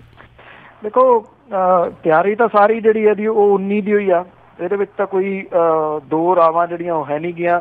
ਈਵਨ ਆ ਚੋਣ ਰਾਸ਼ਟਰਪਤੀ ਦੀ ਹੋ ਰਹੀ ਆ, ਦਲਿਤ ਵਰਸਸ ਦਲਿਤ, ਇਹ ਐਕਚੁਅਲੀ ਰਾਸ਼ਟਰਪਤੀ ਦੀ ਚੋਣ ਘੱਟ ਹੈ ਜੀ। 19 ਦੀ ਤਿਆਰੀ ਜਿਹੜੀ ਆ ਉਹ ਜ਼ਿਆਦਾ, 19 ਦੇ ਵਾਸਤੇ ਹੀ ਸਾਰਾ ਕੁਝ ਜਿਹੜਾ ਜੀ ਉਹ ਹੋ ਰਿਹਾ। ਪਤਾ ਨਹੀਂ ਜੀ ਇਹਨਾਂ ਦੇ ਇੰਪੈਕਟ ਜਿਹੜੇ ਨੇ, ਇਹ ਲੋਕ ਕਿਉਂ ਨਹੀਂ ਸੋਚਦੇ ਕਿ ਇਹਨਾਂ ਦੇ ਇੰਪੈਕਟ ਜਿਹੜੇ ਆ ਜੀ ਉਹ ਕਿੱਡੇ ਵੱਡੇ ਪੈਣਗੇ। ਅੱਜ ਇੱਕ ਮੁਲਕ ਨੂੰ ਦੂਜੇ ਮੁਲਕ ਦੇ ਨਾਲ ਜੰਗ ਦੀ ਲੋੜ ਨਹੀਂ ਹੈ ਜੀ। ਜੰਗ ਜਿਹੜੀ ਹੈ ਜੀ ਉਹ ਭੁੱਖਮਰੀ ਦੇ ਨਾਲ, ਜੰਗ ਗਰੀਬੀ ਦੇ ਨਾਲ, ਜੰਗ ਬੇਰੁਜ਼ਗਾਰੀ ਦੇ ਨਾਲ ਜਿਹੜੀ ਹੈ ਜੀ ਉਹ ਹੋਣੀ ਚਾਹੀਦੀ ਹੈ। ਪਰ ਜਿਹੜੇ ਸਟੈਪ ਚੁੱਕੇ ਜਾ ਰਹੇ ਨੇ, ਚਾਹੇ ਉਹ ਡੀਮੋਨੇਟਾਈਜੇਸ਼ਨ ਦਾ ਹੋਵੇ, ਨੋਟਬੰਦੀ ਦਾ, ਚਾਹੇ ਜਿਹੜੇ ਜੀ ਇੱਦਾਂ ਦੇ ਸਟੈਪ ਜਿਹੜੇ ਕੋਈ ਹੋਰ ਹੋਣ, ਉਹ ਤਾਂ ਜਿਹੜੇ ਆ ਜੀ ਇਸ ਪਾਸੇ ਵੱਲ ਨੂੰ ਨਹੀਂ ਜਾ ਰਹੇ ਕਿ ਗਰੀਬੀ ਜਿਹੜੀ ਹੈ ਜੀ ਉਹ ਘੱਟ ਜੂਗੀ, ਭੁੱਖਮਰੀ ਘੱਟ ਜੂਗੀ, ਆਬਾਦੀ ਦੇ ਉੱਤੇ ਕੰਟਰੋਲ ਹੋ ਜਾਊਗਾ, ਜਾਂ ਫਿਰ ਨੌਕਰੀਆਂ ਜਿਹੜੀਆਂ ਦੀ ਉਹ ਮਿਲ ਜਾਣਗੀਆਂ। ਇਸ ਪਾਸੇ ਵੱਲ ਨੂੰ ਇਹ ਲੜਾਈ ਜਿਹੜੀ ਆ ਉਹ ਜਾਂਦੀ ਦਿਸ ਨਹੀਂ ਰਹੀ। ਇਸੇ ਕਰਕੇ ਧਰਮ ਦਾ ਓਟ ਆਸਰਾ ਜਿਹੜਾ ਨਾ ਜੀ ਉਹ ਲਿਆ ਜਾ ਰਿਹਾ। ਗਾਂ ਜਿਹੜੀ ਹੈ ਜੀ ਉਹ ਜ਼ਿਆਦਾ ਮਹੱਤਵਪੂਰਨ ਹੈ। ਬੰਦੇ ਦੀ ਜ਼ਿੰਦਗੀ ਜਿਹੜੀ ਹੈ ਨਾ ਉਹਦੀ ਕਦਰ ਕੀਮਤ ਹੀ ਖਤਮ ਹੋ ਗਈ ਹੈ। ਬਿਲਕੁਲ ਜੀ। ਅੱਗੇ ਸਾਡੇ ਨਾਲ ਜੁੜੇ ਹੋਏ ਨੇ ਸੁਰਿੰਦਰ ਸਿੰਘ ਜੀ। ਵਾਹਿਗੁਰੂ ਜੀ ਕਾ ਖਾਲਸਾ, ਵਾਹਿਗੁਰੂ ਜੀ ਕੀ ਫਤਿਹ। ਵਾਹਿਗੁਰੂ ਜੀ ਕੀ ਫਤਿਹ ਜੀ। ਗੁਰਮੁਖ ਪਿਆਰਿਓ, ਆਪ ਜੀ ਬਹੁਤ ਰਾਈਟ ਡਾਇਰੈਕਸ਼ਨ ਵੱਲ ਲੈ ਕੇ ਜਾਂਦੇ ਆ। ਪ੍ਰਮਾਤਮਾ ਕਿਰਪਾ ਕਰੇ ਕਿ ਉਹ ਵੀ ਸੁਣਦੇ ਹੋਣ ਜਿਹੜੇ ਕਿ ਪੰਜਾਬ ਨੂੰ ਚਲਾ ਰਹੇ ਆ। ਇਹ ਤੇ ਹੁਣ ਉਹਨਾਂ ਦੇ ਹੱਥ ਵਿੱਚ ਆ ਜਾਂ ਹੋਰ ਸਰੋਤਿਆਂ ਦੇ ਵਿੱਚ ਆ।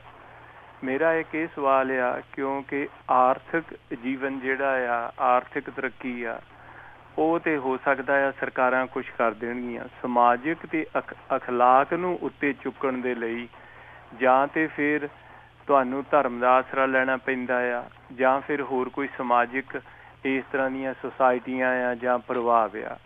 ਕੀ ਆਪ ਜੀ ਦਾ ਵਿਚਾਰ ਆ ਕਿ ਸਾਡਾ ਜਿਹੜਾ ਸੰਤ ਸਮਾਜ ਆ, ਜਿਹੜਾ ਕਿ ਇੱਕ ਬਹੁਤ ਵੱਡਾ ਉਹਨਾਂ ਦੀ ਪਰਸੈਂਟੇਜ ਆ ਸਾਡੇ ਪੰਥ ਦੇ ਵਿੱਚ ਕਿ ਉਹ ਸਮਾਜ ਸੁਧਾਰ ਵੱਲ ਵੀ ਕੁਝ ਸੋਚ ਰਿਹਾ ਆ ਜਾਂ ਉਹਨਾਂ ਦੇ ਵਿੱਚ ਕੋਈ ਹੈ ਐਸੇ ਜਿਹੜੇ ਕਿ ਇਸ ਵੱਲ ਕੋਈ ਯੋਗਦਾਨ ਪਾਉਣਗੇ? ਇਹ ਹੈ ਦਾਸ ਦਾ ਸਵਾਲ। ਵਾਹਿਗੁਰੂ ਜੀ ਕਾ ਖਾਲਸਾ, ਵਾਹਿਗੁਰੂ ਜੀ ਕੀ ਫਤਿਹ। ਇਹਨਾਂ ਦਾ ਇਹ ਵੀ ਕਲੀਅਰ ਹੋ ਜਾਂਦਾ ਜੀ ਸੰਤ ਸਮਾਜ ਦਾ ਕਿਹੜਾ ਧੜਾ, ਕਿਉਂਕਿ ਇੱਥੇ ਸੰਤ ਸਮਾਜ ਵੀ ਧੜਿਆਂ ਦੇ ਵਿੱਚ ਜਿਹੜਾ ਨਾ ਜੀ ਉਹ ਵੰਡਿਆ ਹੋਇਆ। ਕਿਹੜਾ ਸੰਤ ਸਮਾਜ? ਅਗਲਾ ਪਹਿਲਾਂ ਕਹਿੰਦਾ ਵੀ ਕਿਹੜੇ ਧੜੇ ਦਾ। ਔਰ ਹਾਂ, ਜਿਹੜੀ ਤੁਸੀਂ ਇੱਕ ਗੱਲ ਬਹੁਤ ਪਿਆਰੀ ਜਿਹੜੀ ਕੀਤੀ ਹੈ ਕਿ ਜਿਹੜਾ ਇਖਲਾਕ ਨੂੰ ਜਾਂ ਜਿਹੜੀ ਮੁੱਕਦੀ ਜਾ ਰਹੀ ਹੈ ਇਨਸਾਨੀਅਤ, ਉਹਨੂੰ ਉੱਪਰ ਚੁੱਕਣ ਦੇ ਵਾਸਤੇ ਧਰਮ ਦਾ ਜਿਹੜਾ ਜੀ ਜੇ ਓਟ ਆਸਰਾ ਲਿਆ ਜਾਂਦਾ, ਨਥਿੰਗ ਰੋਂਗ। ਇਹੀ ਤਾਂ ਸਿੱਖਿਆ ਜਿਹੜੀ ਹੈ ਜੀ ਉਹ ਧਰਮ ਦਿੰਦਾ। ਅਸੀਂ ਧਰਮ ਦੀ ਜਿਹੜੀ ਰਾਜਨੀਤੀ ਕਰਨ ਵਾਲੇ ਆ ਉਹਨਾਂ ਦੀ ਗੱਲ ਜਿਹੜੀ ਹੈ ਜੀ ਉਹ ਕਰ ਰਹੇ ਆ। ਜੇ ਇਖਲਾਕ ਨੂੰ ਉੱਪਰ ਚੁੱਕਣ ਦੇ ਵਾਸਤੇ ਹੋਵੇ ਇਹ ਚੀਜ਼ਾਂ, ਫਿਰ ਤਾਂ ਮੇਰਾ ਖਿਆਲ ਬਹੁਤ ਕੁਝ, ਸਾਰਾ ਕੁਝ ਹੀ ਜਿਹੜਾ ਜੀ ਉਹ ਸੁਧਰ ਜਾਵੇ। ਤੇ ਤਾਂ ਇੱਦਾਂ ਦਾ ਕੁਝ ਜਿਹੜਾ ਜੀ ਉਹ ਨਹੀਂ ਹੋ ਰਿਹਾ।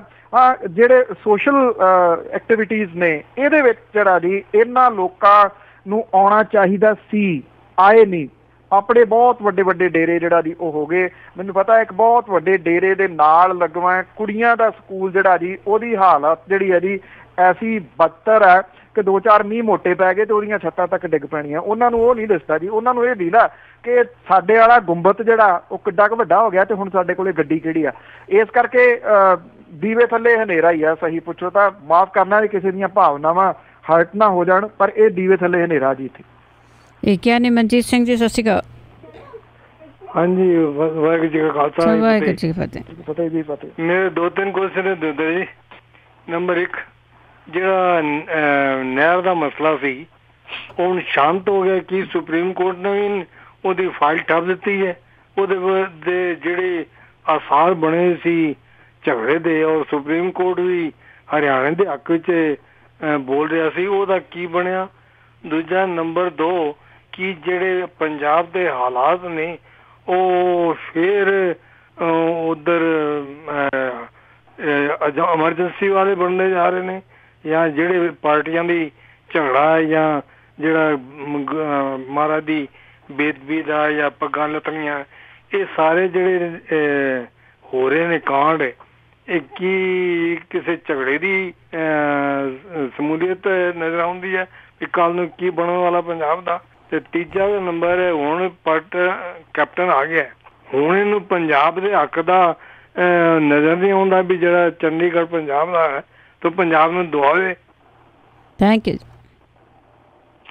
ਦੇਖੋ, ਨਹਿਰ ਵਾਲਾ ਜਿਹੜਾ ਵਿਵਾਦ ਹੈ ਉਹ ਸੁਪਰੀਮ ਕੋਰਟ 'ਚ ਹੈ। ਹਾਂ, ਜਿਹੜੇ ਚੌਟਾਲਾ ਪਰਿਵਾਰ ਦੇ ਜਿਹੜੇ ਬਾਹਰ ਨੇ ਉਹਨਾਂ ਦੀ ਕੱਲ ਧਮਕੀ ਜ਼ਰੂਰ ਨਵੀਂ ਆਈ ਆ ਕਿ 9 ਤਰੀਕ ਤੱਕ ਸਮਾਂ ਸੈਂਟਰ ਦੀ ਸਰਕਾਰ ਦੇ ਕੋਲੇ ਉਹ SYL ਦਾ ਹੱਲ ਜਿਹੜਾ ਜੀ ਉਹ ਕੱਢ ਦੇਵੇ, ਕਿਉਂਕਿ ਉਹਨਾਂ ਨੂੰ ਚੌਟਾਲਾ ਪਰਿਵਾਰ ਨੂੰ ਕੋਈ ਯਕੀਨ ਜਿਹੜਾ ਜੀ ਸ਼ਾਇਦ ਸੁਪਰੀਮ ਕੋਰਟ ਦੇ ਉੱਤੇ ਹੈ ਨੀਗਾ।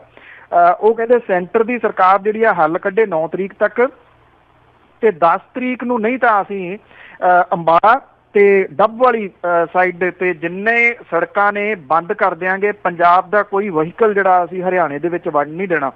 ਇਹ ਚੌਟਾਲਿਆਂ ਨੇ ਜਿਹੜੀ ਹੈ ਜੀ ਉਹ ਕੱਲ ਧਮਕੀ ਦਿੱਤੀ ਆ।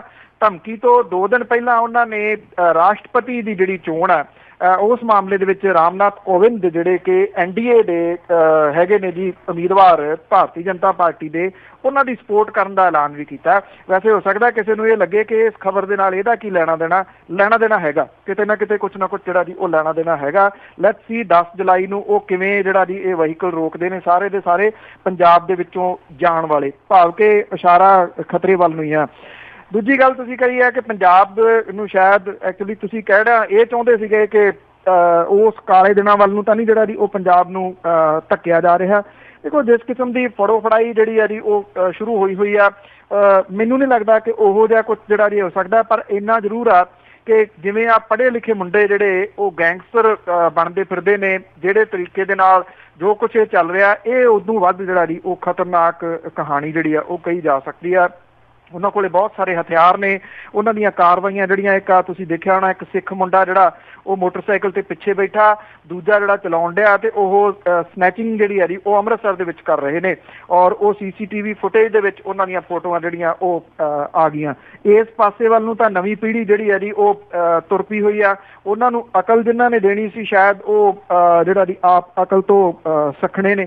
ਜਿੱਥੋਂ ਤੱਕ ਤੁਸੀਂ ਗੱਲ ਚੰਡੀਗੜ੍ਹ ਦੀ ਨਹੀਂ ਹੈ ਜੀ, ਗੱਲ ਪੰਜਾਬ ਦੀਆਂ ਮੰਗਾਂ ਦੀ ਆ ਕਿ ਪੰਜਾਬ ਦੀਆਂ ਟੋਟਲ ਜਿਹੜੀਆਂ ਉਹ ਮੰਗਾਂ, ਜਿਹੜੇ ਲੋਕਾਂ ਦੇ ਜਿਹੜੇ ਸੀਗੇ ਉਹ ਪੁੱਤ ਮਰਾਉਂਦੇ ਰਹੇ ਇਹ ਕਹਿ ਕੇ ਕਿ ਰਾਜਾਂ ਨੂੰ ਵੱਧ ਅਧਿਕਾਰ ਦੇਣੇ ਆ, ਤੇ ਜਿੱਦਣ GST ਲਾਗੂ ਹੋਣੀ ਸੀ ਅੱਧੀ ਰਾਤ ਨੂੰ ਉਹ ਵੀ ਨਾਲ ਹੀ ਉੱਥੇ ਖੜੇ ਸੀਗੇ।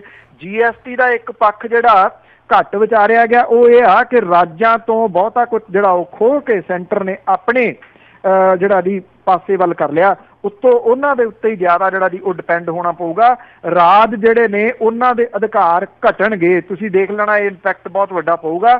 ਪਰ ਜਿਹੜੇ ਅਨੰਦਪੁਰ ਦੇ ਮਤਾ ਲਾਗੂ ਕਰਨ ਦੀ ਗੱਲ ਕਰਦੇ ਸੀਗੇ, ਕਹਿੰਦੇ ਸੀ ਬਹੁਤ ਕੁਰਬਾਨੀਆਂ ਜਿਹੜੀਆਂ ਦੀ ਅਸੀਂ ਦਿੱਤੀਆਂ ਨੇ ਇਹਦੇ ਵਿੱਚ, ਉਹ ਨਾਲ ਲਾਗੂ ਕਰਾਉਣ ਵਾਲਿਆਂ ਦੇ ਵਿੱਚ ਜਿਹੜਾ ਦੀ ਉਹ ਨਾਲ ਖੜੇ ਸੀਗੇ। ਜਾਂ ਤਾਂ ਉਹਨਾਂ ਨੂੰ GST ਦਾ ਨਹੀਂ ਪਤਾ ਤੇ ਜਾਂ ਫਿਰ ਉਹ ਅਨੰਦਪੁਰ ਦਾ ਮਤਾ ਭੁੱਲ ਗਏ ਨੇ ਜੀ। ਪਰਵਿੰਦਰ ਢਿੱਲੋਂ ਜੀ, ਸਤਿ ਸ਼੍ਰੀ ਅਕਾਲ। ਹਾਂਜੀ, ਸਤਿ ਸ਼੍ਰੀ ਅਕਾਲ ਭੈਣ ਜੀ। ਸਤਿ ਸ਼੍ਰੀ ਅਕਾਲ ਪਨੂ ਸਾਹਿਬ। ਸਤਿ ਸ਼੍ਰੀ ਅਕਾਲ ਜੀ। ਹਾਂਜੀ ਪਨੂ ਸਾਹਿਬ, ਮੇਰਾ ਸਵਾਲ ਹੈਗਾ ਜਿਹੜਾ ਆਪਣੇ ਖਹਿਰਾ ਸਾਹਿਬ ਤੇ ਰਾਣਾ ਜੀ ਨੇ ਇੱਕ ਦੂਜੇ ਤੇ ਇਲਜ਼ਾਮ ਵੀ ਲਾਏ, ਕਈ ਕੁਛ ਕੀਤਾ, ਆਪਣੇ ਕੋਰਟ ਤੱਕ ਜਾਣ ਦੀਆਂ ਗੱਲਾਂ ਕੀਤੀਆਂ, ਤੇ ਉਸ ਤੋਂ ਬਾਅਦ ਮੁੜ ਕੇ ਸਾਰੇ ਚੁੱਪ ਕਰਕੇ ਬਹਿ ਗਏ ਆ। ਵੀ ਕੀ ਕਾਰਨ ਹੈ ਵੀ ਜਦੋਂ ਆਪਣੇ ਇਲਜ਼ਾਮ ਲੋਕਾਂ ਨੂੰ ਸੁਣਾਉਣ ਲਈ ਲਾਉਂਦੇ, ਉਹ ਕਿਸੇ ਦਾ ਕੋਈ ਕਾਰਨ ਵੀ ਹੈਗਾ ਵੀ ਇਹਨਾਂ ਨੂੰ ਗੱਲ ਲਿਆਉਣ ਆਪਣੇ ਕੋਰਟ ਦੇ ਵਿੱਚ ਜਾਂ ਕੋਈ ਇੱਦਾਂ ਕੋਈ ਕਾਰਵਾਈ ਕਰਨ? ਇਹਦੇ ਬਾਰੇ ਦੱਸਿਓ ਭਾਜੀ।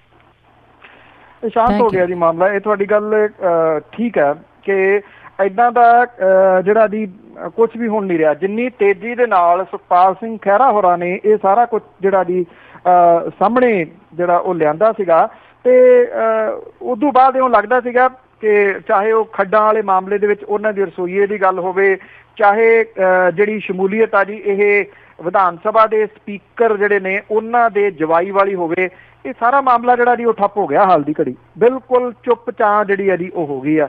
ਕੀ ਸਮਝੌਤਾ ਹੋਇਆ, ਕੀ ਸਮਝੌਤਾ ਹੋਇਆ ਜਾਂ ਨਹੀਂ ਹੋਇਆ, ਕਿੱਧਰ ਨੂੰ ਗੱਲ ਗਈ ਹੈ ਜੀ, ਕੁਛ ਨਹੀਂ ਜਿਹੜਾ ਦੀ ਕਿਹਾ ਜਾ ਸਕਦਾ ਹਾਲ ਦੀ ਘੜੀ ਤਾਂ ਕਿ ਇਸ ਮਸਲੇ ਦੇ ਉੱਤੇ ਹੋਇਆ ਕੀ ਆ। ਤੁਹਾਨੂੰ ਯਾਦ ਹੋਣਾ ਜਦੋਂ ਇਹ ਖੱਡਾਂ ਵਾਲੀ ਗੱਲ ਜਿਹੜੀ ਉਹ ਚੱਲ ਰਹੀ ਸੀ, ਇੱਕ ਮਸਲਾ ਕੁਝ ਮਹੀਨੇ ਪਹਿਲਾਂ ਪਿਛਲੇ ਸਾਲ ਦੀ ਜਿਹੜੀ ਹੈ ਜੀ ਉਹ ਗੱਲ ਹੈ, ਸੁਖਪਾਲ ਸਿੰਘ ਖਹਿਰਾ ਹੋਰਾਂ ਦੇ ਬਾਰੇ ਦੇ ਵਿੱਚ ਉਭਾਰਿਆ ਗਿਆ ਸੀਗਾ ਕਿ ਕਿਸੇ ਇੱਕ ਸਮਗਲਰ ਦੇ ਵਾਸਤੇ ਉਹਨਾਂ ਨੇ ਬਾਰ-ਬਾਰ ਫੋਨ ਕੀਤੇ ਸੀਗੇ। ਇਹ ਚੀਜ਼ ਨੂੰ ਦੁਬਾਰਾ ਫੇਰ ਤੂਲ ਦਿੱਤੀ ਜਾ ਰਹੀ ਸੀ ਜਦੋਂ ਸੁਖਪਾਲ ਸਿੰਘ ਖਹਿਰਾ ਹੋਰੀ ਜਿਹੜੇ ਦੀ ਉਹ ਇਸ ਮਸਲੇ ਨੂੰ ਉਭਾਰ ਰਹੇ ਸੀਗੇ। ਪਤਾ ਨਹੀਂ ਉਹਦੇ ਕਰਕੇ ਚੁੱਪ ਕਰ ਗਏ ਜਾਂ ਕੀ ਹੋਇਆ, ਕੀ ਰੀਜ਼ਨ ਹੋਇਆ। ਹਾਂ, ਸੁਖਪਾਲ ਸਿੰਘ ਖਹਿਰਾ ਹੋਰੀ ਹਾਲ ਦੀ ਘੜੀ ਜਿਹੜਾ ਜੀ ਇਸ ਰੇਤਾ ਵਾਲੇ ਮਸਲੇ ਦੇ ਉੱਤੇ ਚੁੱਪ ਨੇ, ਬੋਲ ਉਹ ਜ਼ਰੂਰ ਰਹੇ ਨੇ। ਮੈਂ ਇਹ ਕਹਿੰਦਾ ਕਿ ਕੋਈ ਉਹਨਾਂ ਦਾ ਸਮਝੌਤਾ ਹੋ ਗਿਆ ਹੈ, ਪਰ ਰੀਜ਼ਨ ਕੀ ਆ ਇਹਦੇ ਪਿੱਛੇ ਉਹਨਾਂ ਦੇ ਚੁੱਪ ਹੋ ਜਾਣ ਦਾ ਇਹ ਨਹੀਂ ਪਤਾ ਜੀ। ਪੌਲ ਜੀ, ਸਤਿ ਸ਼੍ਰੀ ਅਕਾਲ। ਹੈਲੋ, ਸਤਿ ਸ਼੍ਰੀ ਅਕਾਲ ਜੀ। ਇਹ ਮੈਂ ਪੁੱਛਣਾ ਚਾਹੁੰਦਾ ਜਿਹੜੇ ਆਪਣੇ ਲੈਂਚਿੰਗ ਵਗੈਰਾ ਹੋ ਰਹੀ ਹੈ, ਕੀ ਇਹ ਜਿਹੜਾ ਮੀਡੀਆ ਜਾਂ ਐਂਟਰਟੇਨਮੈਂਟ NGOs ਹੈ ਇਹ 24 ਘੰਟੇ ਵੀ ਲੈਂਚਿੰਗ ਨਹੀਂ ਕਰਦੇ ਆਪਣੇ ਫੈਮਿਲੀ, ਸੋਸ਼ਲ ਜਾਂ ਰਿਲੀਜੀਅਸ ਜਿਹੜੀਆਂ ਸੈਂਸ ਨੂੰ ਜਾਂ ਐਸਟੈਬਲਿਸ਼ਮੈਂਟ ਨੂੰ? ਇਹ ਵੀ ਆਪਣੇ ਗਊ ਹੈ ਜੀ, ਚਲੋ ਗਊ ਦਾ ਕੀ ਇਹਦਾ 14ਵੀਂ 20ਵੀਂ ਸਦੀ 21ਵੀਂ ਸਦੀ ਹੈ, ਇਹਨੂੰ ਕੋਈ ਮਾਰੇ ਕੋਈ ਖਾਵੇ, ਕੋਈ ਆਪਣੇ ਬੱਚਿਆਂ ਨੂੰ 12 ਕਲੱਬਾਂ ਦੇ ਕੰਜ਼ਿਊਮਰ ਬਣਾਇਆ ਜਾ ਰਿਹਾ, ਉਹਨਾਂ ਨੂੰ ਧੱਕਿਆ ਜਾ ਰਿਹਾ ਆਪਣੇ ਗੈਂਗਸ ਵਗੈਰਾ ਦੇ ਵਿੱਚ। ਵੀ ਇਹ ਵੀ ਜਿਵੇਂ ਆਪਣੇ ਪੰਜਾਬ ਦੇ ਵਿੱਚ ਵੀ ਆਹ ਆਪਣੇ ਇੱਕ ਰਿਲੀਜਨ ਹੈਗਾ ਉਹ ਸਿੰਗਲ ਮਦਰ ਜਿਹੜਾ ਫੈਮਿਲੀ ਸਿਸਟਮ ਨੂੰ ਉਹ ਸਪੋਰਟ ਕਰਦਾ, ਇਹ ਕਾਰਪੋਰੇਟ ਸਿਸਟਮ ਉਹਨੂੰ ਵਰਤਦਾ ਹੈਗਾ, ਰਾਈਟ? ਤੇ ਇਹ ਆਪਣੇ ਕਿਉਂ ਨਹੀਂ ਆਪਣੇ ਵੀ ਇਸ਼ੂ ਉੱਠਦੇ ਵੀ ਇਹ ਵੀ ਜਿਹੜੀ ਮੀਡੀਆ ਇਹ ਵੀ ਲੈਂਚਿੰਗ ਹੀ ਹੈਗੀ। ਤੁਸੀਂ ਲੈਂਚਿੰਗ ਤਾਂ ਹੀ ਹੁੰਦੀ ਤਾਂ ਕਿਸੇ ਨੂੰ ਖਤਮ ਕਰਨਾ ਚਾਹੁੰਦੇ, ਰਾਈਟ? ਤੇ ਜਦੋਂ ਫਿਰ ਮੀਡੀਆ ਵੀ ਇਹ ਕੋਸ਼ਿਸ਼ ਕਰਦਾ ਹੈਗਾ, ਉਹ ਫੇਅਰ ਦਿੰਦਾ ਹੈਗਾ ਆਪਣੇ ਜਿਹੜੇ ਫੈਮਿਲੀ ਸੋਸ਼ਲ ਰਿਲੀਜੀਅਸ ਐਸਟੈਬਲਿਸ਼ਮੈਂਟਾਂ ਨੂੰ ਵੀ ਉਹ ਆਪਣੀ ਗੱਲ ਕਰ ਸਕਣ। ਇਹ ਪੁੱਛਣਾ ਚਾਹੁੰਦਾ ਜੀ। ਥੈਂਕ ਯੂ ਜੀ। ਵੈਸੇ ਸਹੀ ਪੁੱਛੋ ਤਾਂ ਮੈਨੂੰ ਤੁਹਾਡੀ ਜਿਹੜੀ ਉਹ ਸਿੰਗਲ ਮਦਰ ਵਾਲੀ ਗੱਲ ਹੈ ਜੀ ਉਹ ਸਮਝ ਨਹੀਂ ਲੱਗੀ ਕਿ ਇੱਥੇ ਪੰਜਾਬ ਦੇ ਵਿੱਚ ਕਿਹੜੀ ਸੰਸਥਾ ਆ ਜਿਹੜੀ ਇਹਨੂੰ ਪ੍ਰਮੋਟ ਕਰ ਰਹੀ ਹੈ, ਤੇ ਉਹਦੇ ਪਿੱਛੇ ਕੋਈ ਜਿਵੇਂ ਤੁਸੀਂ ਇਹ ਕਿਹਾ ਕਿ ਕਾਰਪੋਰੇਟ ਕੋਈ ਅਦਾਰੇ ਨੇ। ਮੈਨੂੰ ਨਹੀਂ ਇਹਦੇ ਬਾਰੇ ਗਿਆਨ ਹੈ, ਤੁਹਾਡਾ ਗਿਆਨ ਇਹਦੇ ਵਿੱਚ ਹੋ ਸਕਦਾ ਜੀ ਕਿ ਬਹੁਤ ਜ਼ਿਆਦਾ ਹੋਵੇ। ਬਾਕੀ ਜਿੱਥੋਂ ਤੱਕ ਮੀਡੀਆ ਦੇ ਉੱਤੇ ਜਿਹੜਾ ਜੀ ਉਹ ਡਿਪੈਂਡ ਹੈ, ਜੇ ਤੁਸੀਂ ਕਿਹੜੇ ਮੀਡੀਆ ਦੀ ਗੱਲ ਕਰ ਰਹੇ ਸੀਗੇ ਥੋੜ੍ਹਾ ਜਿਹਾ ਐਲੈਬੋਰੇਟ ਕਰ ਦਿਆ ਕਰੋ ਆਪਣੇ ਕੁਐਸਚਨ ਨੂੰ। ਮੀਡੀਆ ਇੱਕ ਉਹ ਵੀ ਹੈ ਜਿੱਥੇ ਮੈਂ ਗੱਲ ਕਰ ਰਿਹਾ ਇਸ ਵੇਲੇ, ਔਰ ਤੁਹਾਡੀਆਂ ਲਾਈਨਾਂ ਖੁੱਲੀਆਂ ਨੇ, ਤੁਸੀਂ ਕੋਈ ਵੀ ਸਵਾਲ ਜਿਹੜਾ ਜੀ ਉਹ ਕਰ ਰਹੇ, ਇਹ ਵੀ ਮੀਡੀਆ ਹੈ। ਇੱਥੇ ਇੱਕ ਮੀਡੀਆ ਉਹ ਵੀ ਹੈ ਕਿ ਕੱਲ ਕਿਸਾਨ ਜਿਹੜੇ ਆ ਜੀ ਉਹ ਇਕੱਠੇ ਹੋਏ ਆ, 68 ਦੇ ਕਰੀਬ ਜਥੇਬੰਦੀਆਂ ਇਕੱਠੀਆਂ ਹੋਈਆਂ ਨੇ, ਤੇ ਕਿਤੇ ਜਿਹੜੀ ਆ ਨੈਸ਼ਨਲ ਮੀਡੀਆ ਜਿਹੜਾ ਉਹਦੇ ਉੱਤੇ ਖਬਰ ਨਹੀਂ ਆਈ। ਸੋ ਕਿਹੜੇ ਮੀਡੀਆ ਦੀ ਤੁਸੀਂ ਜਿਹੜਾ ਦੀ ਉਹ ਗੱਲ ਕਰ ਰਹੇ ਹੋ? ਇਹ ਕਾਰਪੋਰੇਟ ਘਰਾਣੇ ਨੇ ਜਿਹੜੇ ਇੱਥੇ ਨੈਸ਼ਨਲ ਲੈਵਲ ਦੇ ਉੱਤੇ, ਖਾਸ ਤੌਰ ਦੇ ਉੱਤੇ ਜਿਹੜਾ ਇਲੈਕਟ੍ਰੋਨਿਕ ਮੀਡੀਆ ਭਾਰਤ ਦੇ ਵਿੱਚ ਜਿਹੜਾ ਚੱਲਦਾ, ਇਹ ਕਾਰਪੋਰੇਟ ਘਰਾਣਿਆਂ ਦਾ ਹੈ, ਕੋਈ ਇੱਕ ਅੱਧੇ ਨੂੰ ਛੱਡ ਕੇ। ਕੋਈ ਰਵੀਸ਼ ਕੁਮਾਰ ਜਿਹੜਾ ਜੀ ਉਹ ਹੈਗਾ ਜਿਹੜਾ ਆਮ ਲੋਕਾਂ ਦੇ ਵਾਸਤੇ ਬੋਲਦਾ, ਆਮ ਲੋਕਾਂ ਦੀ ਗੱਲ ਜਿਹੜੀ ਹੈ ਜੀ ਉਹ ਕਰਦਾ, ਉਹਨੂੰ ਦਰਦ ਹੈ ਲੋਕਾਂ ਦੇ ਨਾਲ, ਪਰ ਬਾਕੀਆਂ ਨੂੰ ਤਾਂ ਬਹੁਤਾ ਜਿਹੜਾ ਜੀ ਉਹ ਦਰਦ ਵਗੈਰਾ ਹੈ ਨਹੀਂ ਗਾ ਨਾ। ਇਹ ਤਾਂ ਕਿਸੇ ਨੇ ਨਹੀਂ ਵਿਖਾਇਆ ਕਿ ਸਾਡੇ ਪ੍ਰਧਾਨ ਮੰਤਰੀ ਪਿਛਲੇ ਦਿਨੀ USA ਦੇ ਵਿੱਚ ਜਦੋਂ ਆਏ ਤੇ ਜਿਹੜੀਆਂ ਦਵਾਈਆਂ ਬਣਾਉਣ ਵਾਲੀਆਂ ਕੰਪਨੀਆਂ ਸੀਗੀਆਂ ਉਹਨਾਂ ਦੇ CEO ਦੇ ਨਾਲ ਉਹਨਾਂ ਨੇ ਬਹਿ ਕੇ ਕੀ ਸਮਝੌਤਾ ਕੀਤਾ ਕਿ ਉਹਨਾਂ ਦੇ ਇੱਥੇ ਅਰਾਈਵ ਹੋਣ ਤੋਂ ਪਹਿਲਾਂ ਇਹਨਾਂ ਦਵਾਈਆਂ ਦੇ ਰੇਟ ਵੱਧ ਗਏ। ਇਹ ਮੀਡੀਆ ਨੇ ਜਿਹੜਾ ਜੀ ਉਹ ਦੱਸਣਾ ਹੁੰਦਾ ਹੈ, ਪਰ ਜਦੋਂ ਮੀਡੀਆ ਆਪਣੇ ਪੈਰ ਹੀ ਛੱਡ ਗਿਆ, ਉਹ ਆਮ ਲੋਕਾਂ ਦੀਆਂ ਮੁਸ਼ਕਲਾਂ ਨਹੀਂ ਸਮਝਦਾ। ਉਹ ਬਹੁਤ ਵੱਡੀਆਂ ਵੱਡੀਆਂ ਕੋਠੀਆਂ ਦੇ ਵਿੱਚ ਰਹਿਣ ਵਾਲੇ, ਕਰੋੜਾਂ ਦੀ ਗੱਲ ਜਿਹੜੀ ਦੀ ਉਹ ਕਰਨ ਵਾਲੇ ਲੋਕ ਨੇ, ਉਹ ਕਿਵੇਂ ਦੱਸਣਗੇ ਕਿ ਆਮ ਲੋਕਾਂ ਦੀਆਂ ਪ੍ਰੋਬਲਮ ਜਿਹੜੀਆਂ ਉਹ ਕਿਹੜੀਆਂ ਨੇ? ਪਰ ਤੁਸੀਂ ਇਹ ਜ਼ਰੂਰ ਕਲੀਅਰ ਕਰਦੇ ਵੀ ਕਿਹੜੇ ਮੀਡੀਆ ਦੀ ਤੁਸੀਂ ਗੱਲ ਕਰ ਰਹੇ ਹੋ, ਇੱਥੋਂ ਵਾਲੇ ਦੀ, ਇਲੈਕਟ੍ਰੋਨਿਕਸ ਮੀਡੀਆ ਦੀ, ਪ੍ਰਿੰਟ ਮੀਡੀਆ ਦੀ, ਜਾਂ ਬਾਹਰਲੇ ਮੀਡੀਆ ਦੀ? ਹਾਂਜੀ ਬਿਲਕੁਲ ਜੀ, ਇਹ ਬਹੁਤ ਜ਼ਰੂਰੀ ਆ ਕਿ ਜਿਸ ਤਰ੍ਹਾਂ ਤੁਸੀਂ ਪ੍ਰਧਾਨ ਮੰਤਰੀ ਦੀ ਫੇਰੀ ਦੀ ਗੱਲ ਕੀਤੀ ਆ, ਉੱਥੇ ਬੱਸਾਂ ਭਰ ਕੇ ਇੰਡੀਅਨ ਮੀਡੀਆ ਦੀਆਂ ਆਈਆਂ ਹੋਈਆਂ ਸੀਗੀਆਂ। ਉਹਨੇ ਇਹ ਜ਼ਰਾ ਵੀ ਮੈਂਸ਼ਨ ਨਹੀਂ ਕੀਤਾ ਕਿ ਪ੍ਰਧਾਨ ਮੰਤਰੀ ਦਾ ਵਿਰੋਧ ਵੀ ਉੱਥੇ ਹੋ ਰਿਹਾ ਸੀਗਾ। ਇਹ ਇੱਦਾਂ ਦੀਆਂ ਗੱਲਾਂ ਮੈਂਸ਼ਨ ਨਹੀਂ ਕਰਦੇ। ਗੁਰਪ੍ਰੀਤ ਸਿੰਘ ਜੀ। ਹਾਂਜੀ ਸਤਿ ਸ਼੍ਰੀ ਅਕਾਲ ਜੀ। ਸਤਿ ਸ਼੍ਰੀ ਅਕਾਲ। ਸਤਿ ਸ਼੍ਰੀ ਅਕਾਲ ਬਾਈ ਜੀ। ਸਤਿ ਸ਼੍ਰੀ ਅਕਾਲ ਜੀ। ਸਤਿ ਸ਼੍ਰੀ ਅਕਾਲ ਪੰਨੂ ਸਾਹਿਬ। ਬਾਈ ਜੀ ਮੈਂ ਗੱਲ ਕਰ ਰਿਹਾ ਸੀ, ਮੈਂ ਜਿਹੜੇ ਸਿੱਧੂ ਸਾਹਿਬ ਨੇ ਆਪਣੇ ਪਟਿਆਲੇ ਦੇ ਪਹਿਲਾਂ ਰਹੇ SSP, ਤੇ ਮੈਂ ਇਹਨਾਂ ਨੂੰ ਮਿਲਿਆ ਤੇ ਬਹੁਤ ਵਧੀਆ ਅਫੀਸਰ ਨੇ ਇਹ। ਤੇ ਪਰ ਜਿਹੜੇ ਹੁਣ ਪਿਛਲੇ ਟਾਈਮ ਥੋੜੇ ਮੈਨੂੰ ਯਾਦ ਨਹੀਂ ਹੈ ਨਾ ਉਹਨਾਂ ਦਾ ਅਫੀਸਰ ਫੜਿਆ, ਪੁਲਿਸ ਅਫੀਸਰ AK-47 ਵਗੈਰਾ ਫੜੀਆਂ ਉਹਨਾਂ ਤੋਂ। ਉਹਨਾਂ ਕੇਸ ਦਾ ਕੀ ਬਣਿਆ ਜੀ? ਵੀ ਅੱਗੇ ਕੁਛ ਕੋਈ ਨਾਮ ਆਇਆ ਕਿ ਨਹੀਂ ਆਏ, ਜਾਂ ਕਿ ਕਿੱਦਾਂ ਵੀ ਇਹਨਾਂ ਨੂੰ ਵੀ ਲਾਈਕ ਜਿੱਦਾਂ ਕਿ ਪਹਿਲਾਂ ਹੁੰਦਾ ਵੀ MP ਵਗੈਰਾ ਦਾ ਕੋਈ ਦਬਾਅ ਜਾਂ ਮਿਨਿਸਟਰ ਦਾ ਦਬਾਅ ਜਾਂ ਕਿੱਦਾਂ ਜੀ, ਉਹਦੇ ਕਰਕੇ ਵੀ ਬੰਦ ਹੋ ਜਾਣਗੇ? ਥੈਂਕ ਯੂ ਜੀ। Thank you. ਨਹੀਂ, ਬੰਦ ਨਹੀਂ ਹੁੰਦਾ ਜੀ। ਤੇ ਮੋਸਟ ਹਾਈਲਾਈਟਡ ਕੇਸ ਇੱਦਾਂ ਤਾਂ ਬੰਦ ਨਹੀਂ ਹੁੰਦਾ। ਮੈਂ ਇੱਕ ਗੱਲ ਜ਼ਰੂਰ ਕਹੂੰਗਾ ਜੀ, ਹਰਪ੍ਰੀਤ ਸਿੰਘ ਸਿੱਧੂ ਹੋਰਾਂ ਦੀ ਇਮਾਨਦਾਰੀ ਦੇ ਉੱਤੇ ਕੋਈ ਸ਼ੱਕ ਸ਼ੁਬਾ ਨਹੀਂ ਹੈਗਾ ਜੀ। ਬਹੁਤ ਇਮਾਨਦਾਰ ਆਫੀਸਰ ਨੇ, ਬੜੇ ਕਮਿਟਡ ਆਫੀਸਰ ਨੇ ਉਹ। ਦੇਖੋ ਲਿਮਿਟੇਸ਼ਨ ਇੰਨਾ ਜ਼ਰੂਰ ਹੈ ਕਿ ਲਿਮਿਟੇਸ਼ਨ ਹੁੰਦੀਆਂ ਨੇ। ਪਿਛਲੇ ਦਿਨੀ ਉਹਨਾਂ ਦੀਆਂ ਪਾਵਰਾਂ ਹੋਰ ਵਧਾ ਦਿੱਤੀਆਂ ਗਈਆਂ ਨੇ ਜੀ। ਜਿਹੜੇ ਬਾਰਡਰ ਰੇਂਜ ਦੇ ਉੱਤੇ ਆਫੀਸਰ ਨੇ ਸਰਹੱਦੀ ਜ਼ਿਲ੍ਹਿਆਂ ਦੇ ਵਿੱਚ ਤਾਇਨਾਤ, ਉਹ ਸਾਰੇ ਹੁਣ DGP ਨੂੰ ਰਿਪੋਰਟ ਨਹੀਂ ਕਰਨਗੇ। ਉਹ ਰਿਪੋਰਟ ਜਿਹੜੀ ਹਰਪ੍ਰੀਤ ਸਿੰਘ ਸਿੱਧੂ ਹੋਰਾਂ ਨੂੰ ਕਰਨਗੇ। ਉਹ ਐਡੀਸ਼ਨਲ DGP ਨੇ ਹਰਪ੍ਰੀਤ ਸਿੰਘ ਸਿੱਧੂ ਹੋਰੀ ਭਾਵ ਕਿ ਅੱਧਾ ਪੰਜਾਬ ਇੱਕ ਕਿਸਮ ਦੇ ਨਾਲ, ਜੇ ਆਪਾਂ ਸਰਹੱਦੀ ਡਿਸਟ੍ਰਿਕਟ ਦੀ ਗੱਲ ਕਰ ਲਈਏ ਤਾਂ ਅੱਧਾ ਪੰਜਾਬ ਉਹਦੇ ਵਿੱਚ ਆ ਜਾਂਦਾ, ਅੱਧੇ ਜ਼ਿਲ੍ਹੇ ਜਿਹੜੇ ਆ ਜੀ ਉਹਦੇ ਵਿੱਚ ਆ ਜਾਂਦੇ ਆ।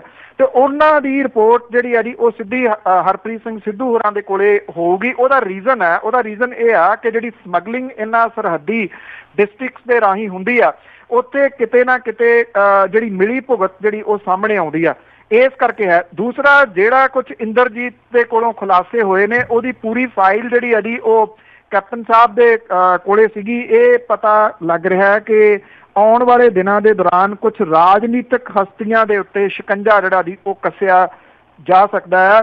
ਦੇਖੋ ਇਹ ਨੈਕਸਸ ਬਹੁਤ ਵੱਡਾ।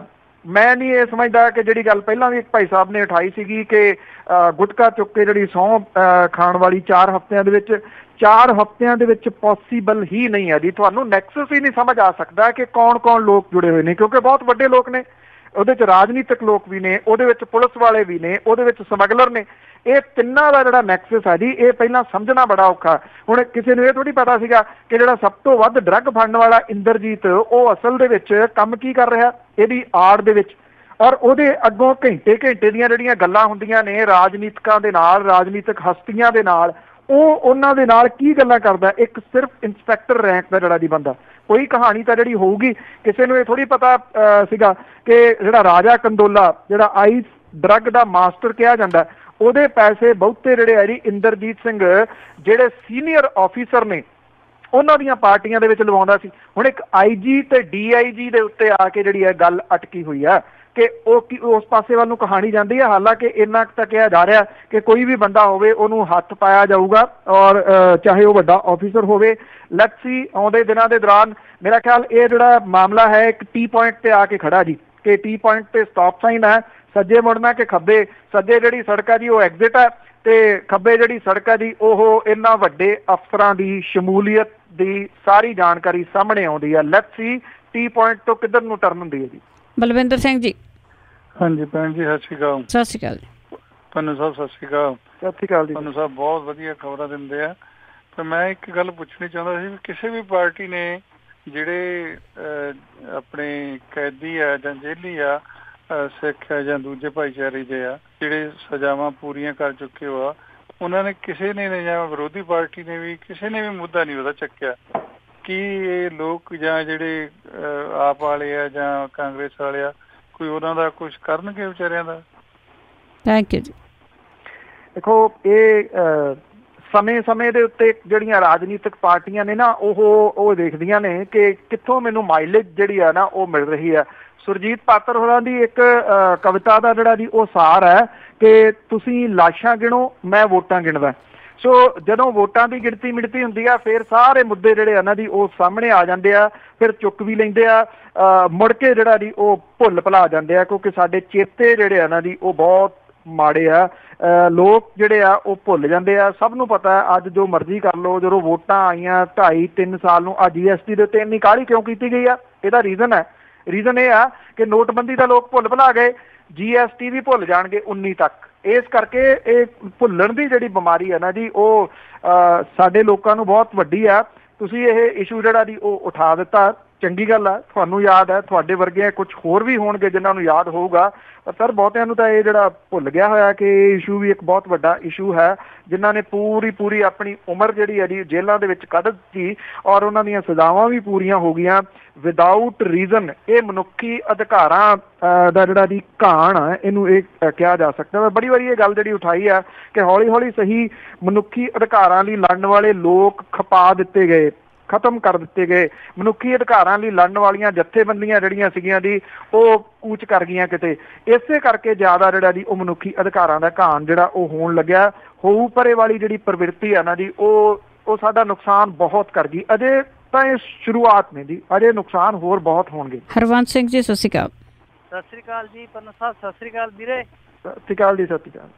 ਮੈਂ ਨਾ ਅੱਜ ਖਬਰਾਂ ਸੁਣ ਰਿਹਾ ਸੀਗਾ ਮੋਦੀ ਦੀਆਂ, ਜਿਹੜਾ ਵੀ ਮੋਦੀ ਨੂੰ ਉਹ ਚਾਹ ਦਾ ਜਿਹੜਾ ਉਹਦਾ ਵਿਰਾਸਤ ਜੀ ਉਹਦੀ ਸਾਹਮਣੇ ਆ ਗਈ ਵੀ ਹਿੰਦੁਸਤਾਨ ਦੀ ਗੌਰਮੈਂਟ ਨੂੰ ਭਗਤ ਸਿੰਘ ਦੀ, ਸ਼ਹੀਦ ਊਧਮ ਸਿੰਘ ਦੀ ਤੇ ਜਿਹੜੇ ਕਾਲੇ ਪਾਣੀ ਭੇਜੇ ਗਏ ਸਿੰਘ ਉਹਨਾਂ ਦਾ ਨਾਮੋ ਨਿਸ਼ਾਨ ਮਿਟਾਉਣ ਦੀ, ਕਿ ਇਹਨਾਂ ਦੇ ਵਾਸਤੇ ਜਿਵੇਂ ਹੁਣ ਮੋਦੀ ਸਾਹਿਬ ਦੀ ਉਹ ਚਾਹ ਦੀ ਦੁਕਾਨ ਜਿਹਨੂੰ ਇਹਨਾਂ ਨੇ ਸੈਰ ਸਪਾਟਾ ਬਣਾ ਦੇਣਾ, ਤੇ ਕੀ ਜਿਹੜੇ ਆਪਣੇ ਪੰਜਾਬ ਤੋਂ MP ਆ ਵਗੈਰਾ ਜਾਂ ਸਿਮਰਤ ਕੌਰ ਜੀ ਆ ਉਹ ਬੋਲਣਗੇ ਇਸ ਦੇ ਖਿਲਾਫ ਵੀ ਸਾਡੇ ਜਿਹੜੇ ਜਿਨ੍ਹਾਂ ਨੇ ਦੇਸ਼ ਦੀ ਆਜ਼ਾਦੀ ਦਵਾਈ ਹੈ ਇਹਨਾਂ ਨੂੰ ਇਸ ਦੇ ਲਾਇਕ ਬਣਾਇਆ ਗਾ, ਵੀ ਉਹਨਾਂ ਦੀਆਂ ਵਿਰਾਸਤਾਂ ਨੂੰ ਸਾਂਭਣ ਦੇ ਲਈ ਇਹ ਕੁਛ ਕਰਨਗੇ ਕਿ ਜਾਂ ਇਕੱਲੇ ਮੋਦੀ ਦੇ ਹੀ ਗੁਣ ਗਾਈ ਜਾਣਗੇ ਜੀ?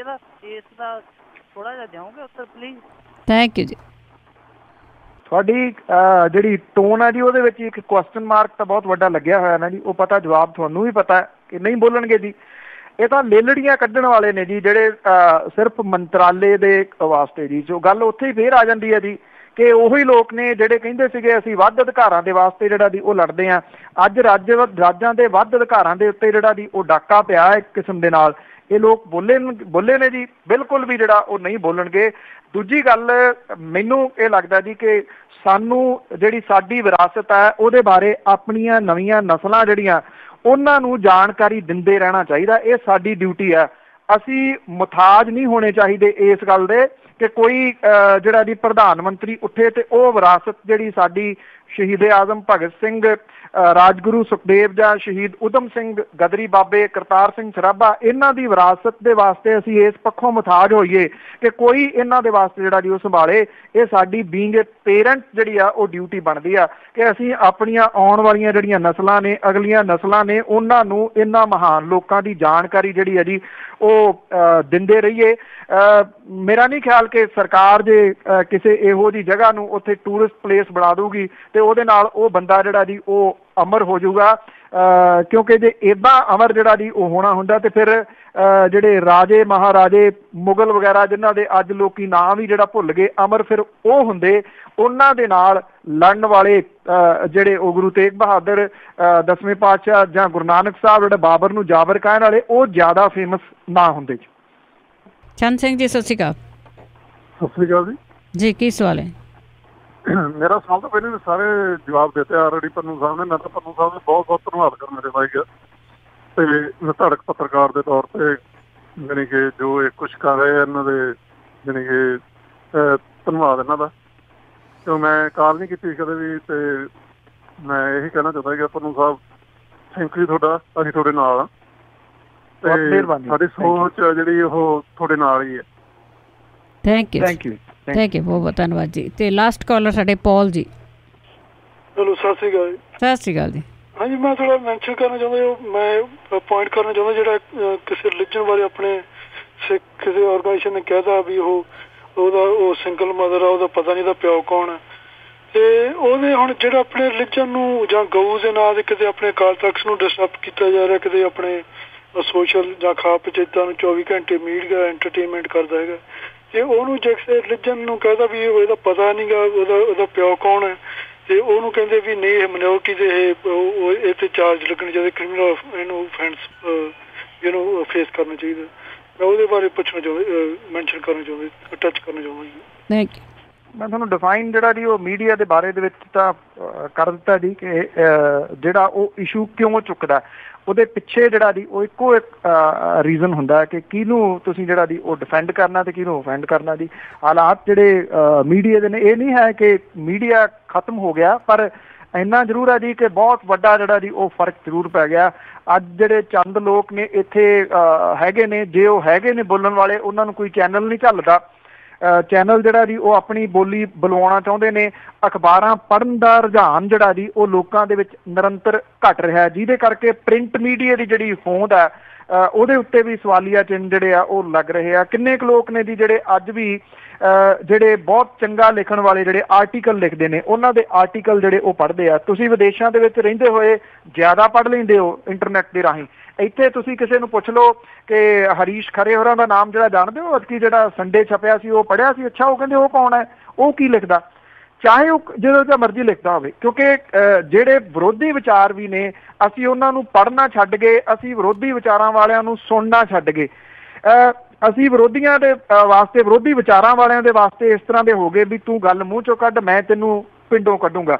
ਇਹ ਜਿਹੜਾ ਪਹਿਲਾਂ ਏਦਾਂ ਨਹੀਂ ਸੀ ਹੁੰਦਾ। ਤੁਸੀਂ ਵਿਰੋਧੀ ਦੇ ਵਿਚਾਰ ਵੀ ਜਿਹੜੇ ਆ ਜੀ ਉਹ ਪੜ੍ਹੋ, ਉਹ ਸੁਣੋ, ਫਿਰ ਜਿਹੜਾ ਜੀ ਅੱਗੋਂ ਆਪਣਾ ਜਿਹੜਾ ਨਜ਼ਰੀਆ ਉਹ ਬਣਾਓ। ਇਸ ਕਰਕੇ ਜਿਹੜਾ ਪ੍ਰਿੰਟ ਮੀਡੀਆ ਹੈ ਉਹਦੀ ਜਿਹੜਾ ਹੋਂਦ ਹੈ ਉਹਦੇ ਉੱਤੇ ਸਵਾਲੀਆ ਚਿੰਨ੍ਹ ਲੱਗਣਾ, ਮੇਰਾ ਖਿਆਲ ਕਿਤੇ ਨਾ ਕਿਤੇ ਮੀਡੀਆ ਦੇ ਉੱਤੇ ਜਿਹੜਾ ਜੀ ਉਹ ਸਵਾਲੀਆ ਚਿੰਨ੍ਹ ਲੱਗ ਰਿਹਾ। ਕਿਉਂਕਿ ਅਸੀਂ ਜਿਹੜੇ ਮੀਡੀਆ ਨੂੰ ਮੀਡੀਆ ਸਮਝ ਬੈਠੇ ਨਾ ਜੀ, ਉਹ ਤਾਂ ਇਹ ਕਹਿੰਦਾ ਵੀ ਹੁਣ ਲਓ ਜੀ 2:30 ਵਜੇ ਤੋਂ ਲੈ ਕੇ ਤੇ 3:30 ਵਜੇ ਤੱਕ ਅਸੀਂ ਦਿਖਾਵਾਂਗੇ ਵੀ ਜਿਹੜੇ ਟੀਵੀ ਦੇ ਉੱਤੇ ਡਰਾਮੇ ਚੱਲ ਰਹੇ ਆ ਉਹਦੇ ਵਿੱਚ ਅੱਗੋਂ ਜਿਹੜਾ ਜੀ ਉਹ ਕੀ ਕੁਛ ਹੋਣ ਵਾਲਾ।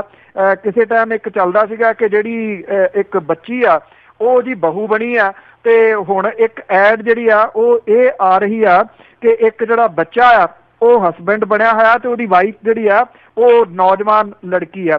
ਇਹੋ ਜਿਹਾ ਕੁਛ ਪਰੋਸ ਕੇ ਤਾਂ ਜਿਹੜਾ ਜੀ ਉਹ ਮੀਡੀਆ ਦਿਖਾ ਰਿਹਾ, ਉਹਨੂੰ ਮੀਡੀਆ ਕਾਲ ਕੀਤਾ ਹੀ ਨਹੀਂ ਜਾ ਸਕਦਾ। ਜਿਸ ਇਸ਼ੂ ਦੇ ਉੱਤੇ ਤੁਸੀਂ ਗੱਲ ਕਰ ਰਹੇ ਹੋ, ਇਹ ਗੰਭੀਰ ਵਿਸ਼ਾ ਹੈ। ਗੰਭੀਰ ਵਿਸ਼ੇ ਜਿਹੜੇ ਆ ਉਹ ਮੀਡੀਆ 'ਚੋਂ ਤਾਂ ਗਵਾਚ ਗਏ ਨੇ, ਜਿੱਥੇ ਹੈਗੇ ਨੇ ਉਹ ਪ੍ਰਿੰਟ ਮੀਡੀਆ 'ਚ ਹੈਗੇ ਨੇ, ਪਰ ਉਹਨੂੰ ਲੋਕ ਪੜ੍ਹਨਾ ਛੱਡ ਰਹੇ ਨੇ ਜੀ। ਬਹੁਤ ਬਹੁਤ ਧੰਨਵਾਦ ਬਲਤੇਜ ਪੰਨੂ ਜੀ। ਮਿਹਰਬਾਨੀ ਜੀ, ਧੰਨਵਾਦ ਜੀ, ਸਤਿ ਸ਼੍ਰੀ ਅਕਾਲ। ਸਤਿ ਸ਼੍ਰੀ ਅਕਾਲ ਜੀ। ਤੇ ਸਰੋਤੇ ਸਨ ਬਲਤੇਜ ਪੰਨੂ ਜੋ ਸਾਡੇ ਨਾਲ ਜੁੜਦੇ ਨੇ, ਕਰਦੇ ਨੇ ਖਬਰਾਂ। ਤਾਂ ਹੁਣ ਇਸੇ ਦੇ ਨਾਲ ਹੀ ਅੱਜ ਦਾ ਬੁਲਟਨ ਇੱਥੇ ਹੀ ਸਮਾਪਤ ਹੈ। ਅਗਲੇ ਬੁਲਟਨ ਤੱਕ ਬਲਵਿੰਦਰ ਕੌਰ ਵੱਲੋਂ ਆਪ ਸਭ ਨੂੰ ਹੀ ਪਿਆਰ ਭਰੀ ਸਤਿ ਸ਼੍ਰੀ ਅਕਾਲ।